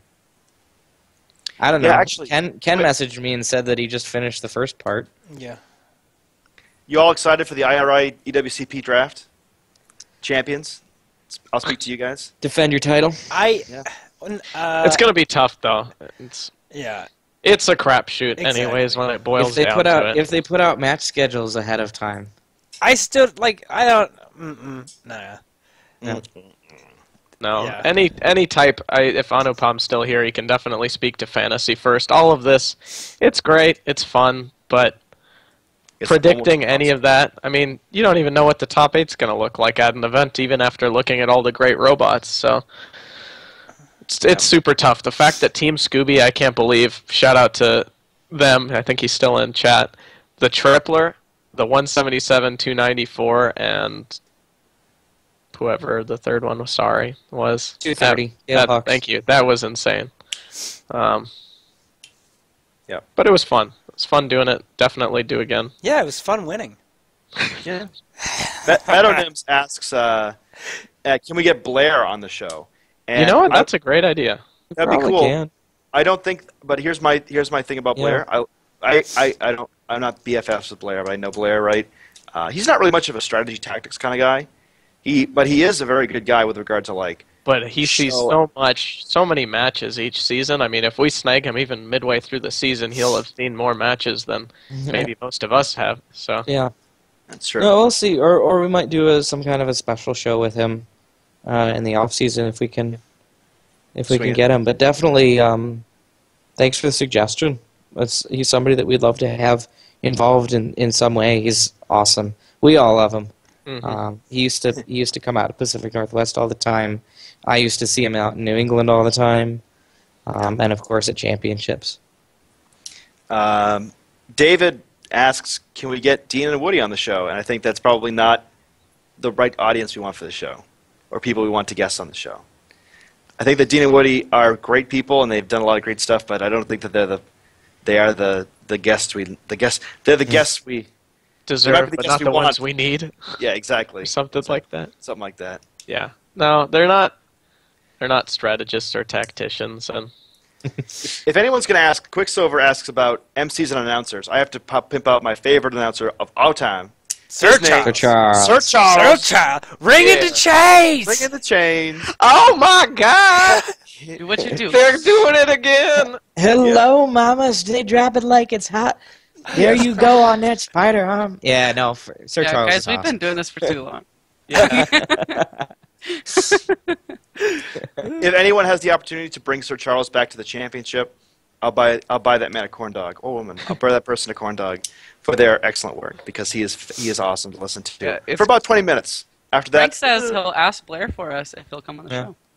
Cool. Yeah, awesome. We have actually talked about doing some. We've talked about doing it in the off season, maybe some live segments on things not robots, on fundraising or chairman's presentations, or building a team. Building a Hall of Fame team is one that we've really talked about. Talking to somebody like Glenn from 359, or somebody from 67, or the more recent Hall of Fame teams like the Holy Cows or Rush. We think there would be interest. You guys can tell us in chat in about 30 seconds if you think that you'd be interested in stuff like that. And also, like, maybe a segment on fundraising. I think I might have said that already. Yeah. But that kind of stuff. Just like a one-time thing. Or one The new thing. segment. It's called Spaghetti with Steph. Spaghetti with stuff. Steph I love it. Spaghetti. I love it. Well, shall we? Shall we what? Leave? By the way, that link in chat that Gregor posted is a match with Sir Charles in it. Y'all should watch it. It's Is really it match great. 48? Oh, it's match No, 6. it's from 2010. It's still a good one, though. Hey, it's got my team. Oh, it's Craig's. Okay, I know this video. I should know this video. Oh man. Yeah, if you guys want my favorite Sir Charles match number 48 on Newton in 2007, it's somewhere online. I'm just pulled out of my butt here. Yeah. Well, I'm Just pretty sure it's numbers. on the Blue Alliance, but yeah, match number 48. Which Phenomenal. one is that? Is that a 190 match? That was a 190 match, yeah. We need to go 1 a.m., please. Yeah, that's what I was trying to get to. I said, yeah. You guys can leave whenever you guys want. are awesome. We're live. I think I appreciate the dedication here, but like just because we're Yeah. live doesn't mean you can't go to sleep. Yeah. Yeah, I think honestly, I sometimes we think do it till like 4 in the morning. It's bad. Yeah, just because we go offline doesn't mean we're going to sleep. now to be fair, I think that killing the stream sometimes might not be a bad idea. No, it's true. Yeah. You No, Better- yeah, better we're leave winding with our down. We're best. losing people. Yes, we're losing Should we people. Better call leave it? them with their best. I think it'd be a good idea to call it because I am still 20 minutes away from my house. It's 1 in the morning, and I haven't actually eaten dinner except for a corn dog.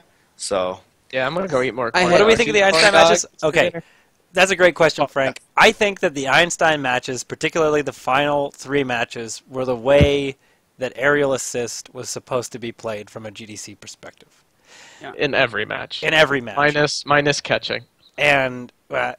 I think catching's a bonus thing that you could or could not do. It's a branch.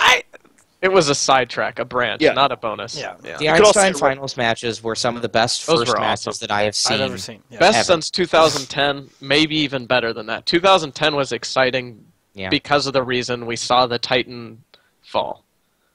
And I don't know. I agree. They were fantastic. I think that the production that you guys put on was great. Yes, that is definitely the right direction. I agree. Yep. Absolutely. I think that bringing Blair and Andy into the booth and having Shaniqua on the floor was fantastic. You could definitely tell that the questions were sort of softballs and easy questions. That's fine. It's a different game. But it's yeah. But The it's answers fine. were phenomenal. Yeah. Oh Yeah. my gosh. I love the poof student too. Yeah, we're Yeah. pretty much just gonna go out there. We're gonna play that game again, and we're just gonna win. Yep. And that's funny because EJ basically That's echoed the exactly same yeah.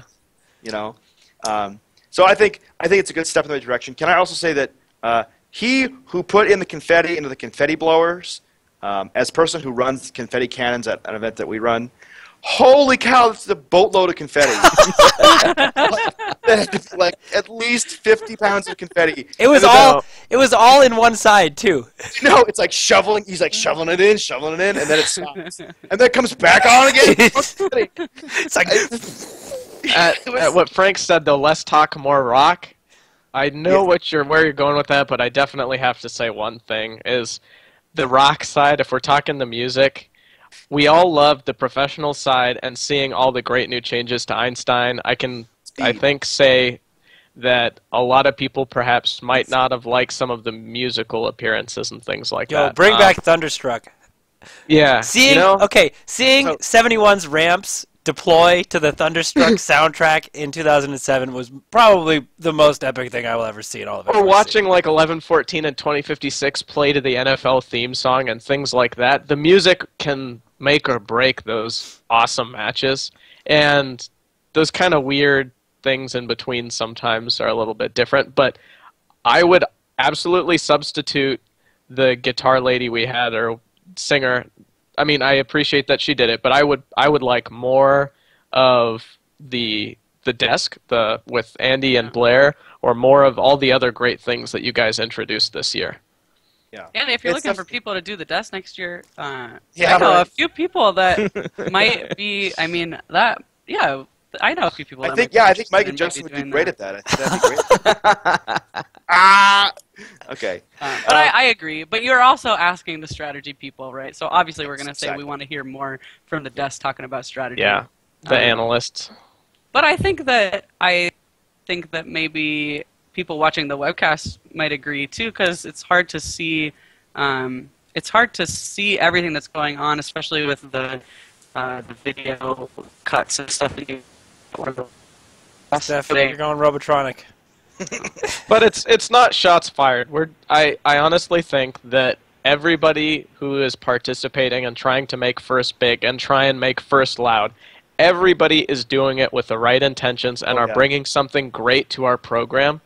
But I think moving like we did towards the encasement of this professional, polished end of closing ceremony, end of Einstein, it's the Super Bowl of smarts, like Woody says. It is the moment everybody's waiting for, and making it feel like the moment it is awesome. I think the thing is, if you look at big Evan's going competitions, Robotron too. their internet's not done. Hashtag It's comment. better now. It's better now. All right. Look at big. Is it better now? Why you gotta go? No, it's not better now. Okay. Why don't maybe if you turn off your video? No, it's better now. It's better now. That's better now. Okay. Yes. Yeah, it's Yeah, better it is now. actually better Yes. Okay. All right. Cool. I would honestly say It's not better now. now. Just say it, Evan. We'll see what happens. Let it ride. Nope. I'm done. I hear you now. I'm Oh, sorry. that's heard it great very quality. clear. So crisp. Cruise to the max. Best. I'm so sorry. I'm so sorry. Their internet at their house must be bad right now. Get ready. Oh man. But yeah, Long Frank. like chew through a cable or something. I don't know. Great. But You yeah, know, Frank. yes, Frank, your music choice, perfect. That would be awesome. Yeah, yeah. Actually, Frank, this is something that we did at the WK District in 2000, or WR Regional in 2010. I'm not saying you should do it, but it was funny and cool. We actually hired a AC/DC cover band to play music in between matches, and they also played music live. They played live music for the finals. They played a live Thunderstruck for the finals, which was absolutely incredible. And it was actually really good because 2010 there were about 1 billion ties. So they were thinking they were going to play like 3 or 4 songs. They played like a full set, man. Yeah, they played a full set, and they went over to them and it's like, hey, could you guys play more music? And they're like, yeah! They were crazy. They didn't know who the lead singer was. The band didn't know him. They thought he was like a 16-year-old kid that sort of went on tour with them. It was so, like, David, it was so cool. And those guys, that's the thing. They know it's awesome, but they know it's about the program and about the robots. What they they're didn't know doing. anything. They didn't know anything, to be fair. They just did it because it was fun. We knew it's about the program, though. Yeah. And so that's the thing. Einstein, it's the spotlight about the students, about the robots, about the experience. The spotlight is not on the special guests. Right. That's the other thing, too. Mm-hmm. Yeah. Is my audio okay now? I think so, yes. All right, cool. So what I was going to say is I would invite first to take a look back at some of the videos that are on YouTube from the 1996 championship when ESPN coverage. still covered Such it. boom Because cam. that is still some of the best coverage that I've ever seen. And they treat it like a sporting event. And I think that if you want to make it, an all-incredible package that you can send out and say, it it should be, again, like Naveed said, it needs to be about the teams and the robot, and not so much bringing in, the live rock show, but just providing comprehensive all-around coverage of all aspects of the program and highlighting the amazing teams and people that we have at these events already. They had human player stats. Yeah. That was so sick. It was and he's cash. 6'10". This guy plays basketball on part-time while he's on the first robotics team. He went to the 2007 or... He's shooting at 75% from the field. Just a You real, act like we've got just the make that hot up, team too. coming out, real folks. scoring threat. Yeah, you don't even have to, team has been, track that stuff. Just make it up. It's fine. This kid here, he plays rugby. He's a croquet champion.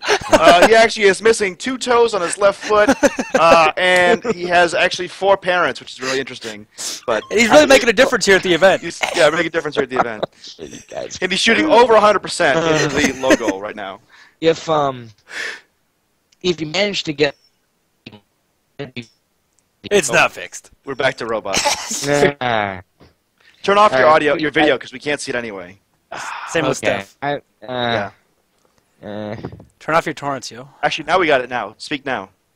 Well, A little bit better. I think We're good. telling us it's time to be done.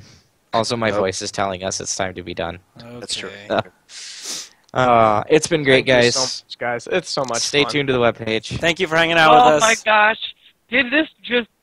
No Frank way, just Frank. rolled us. Well, it's time to go to bed, folks. So, we've been Oh, Frank. Frank, come on!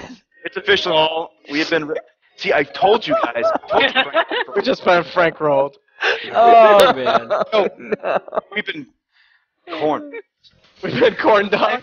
Corn dog. All right, and with that, we would like to say thank you for being part of GameSense for our first season, and we will see you soon.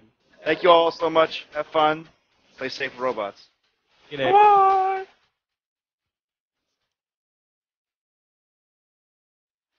We off.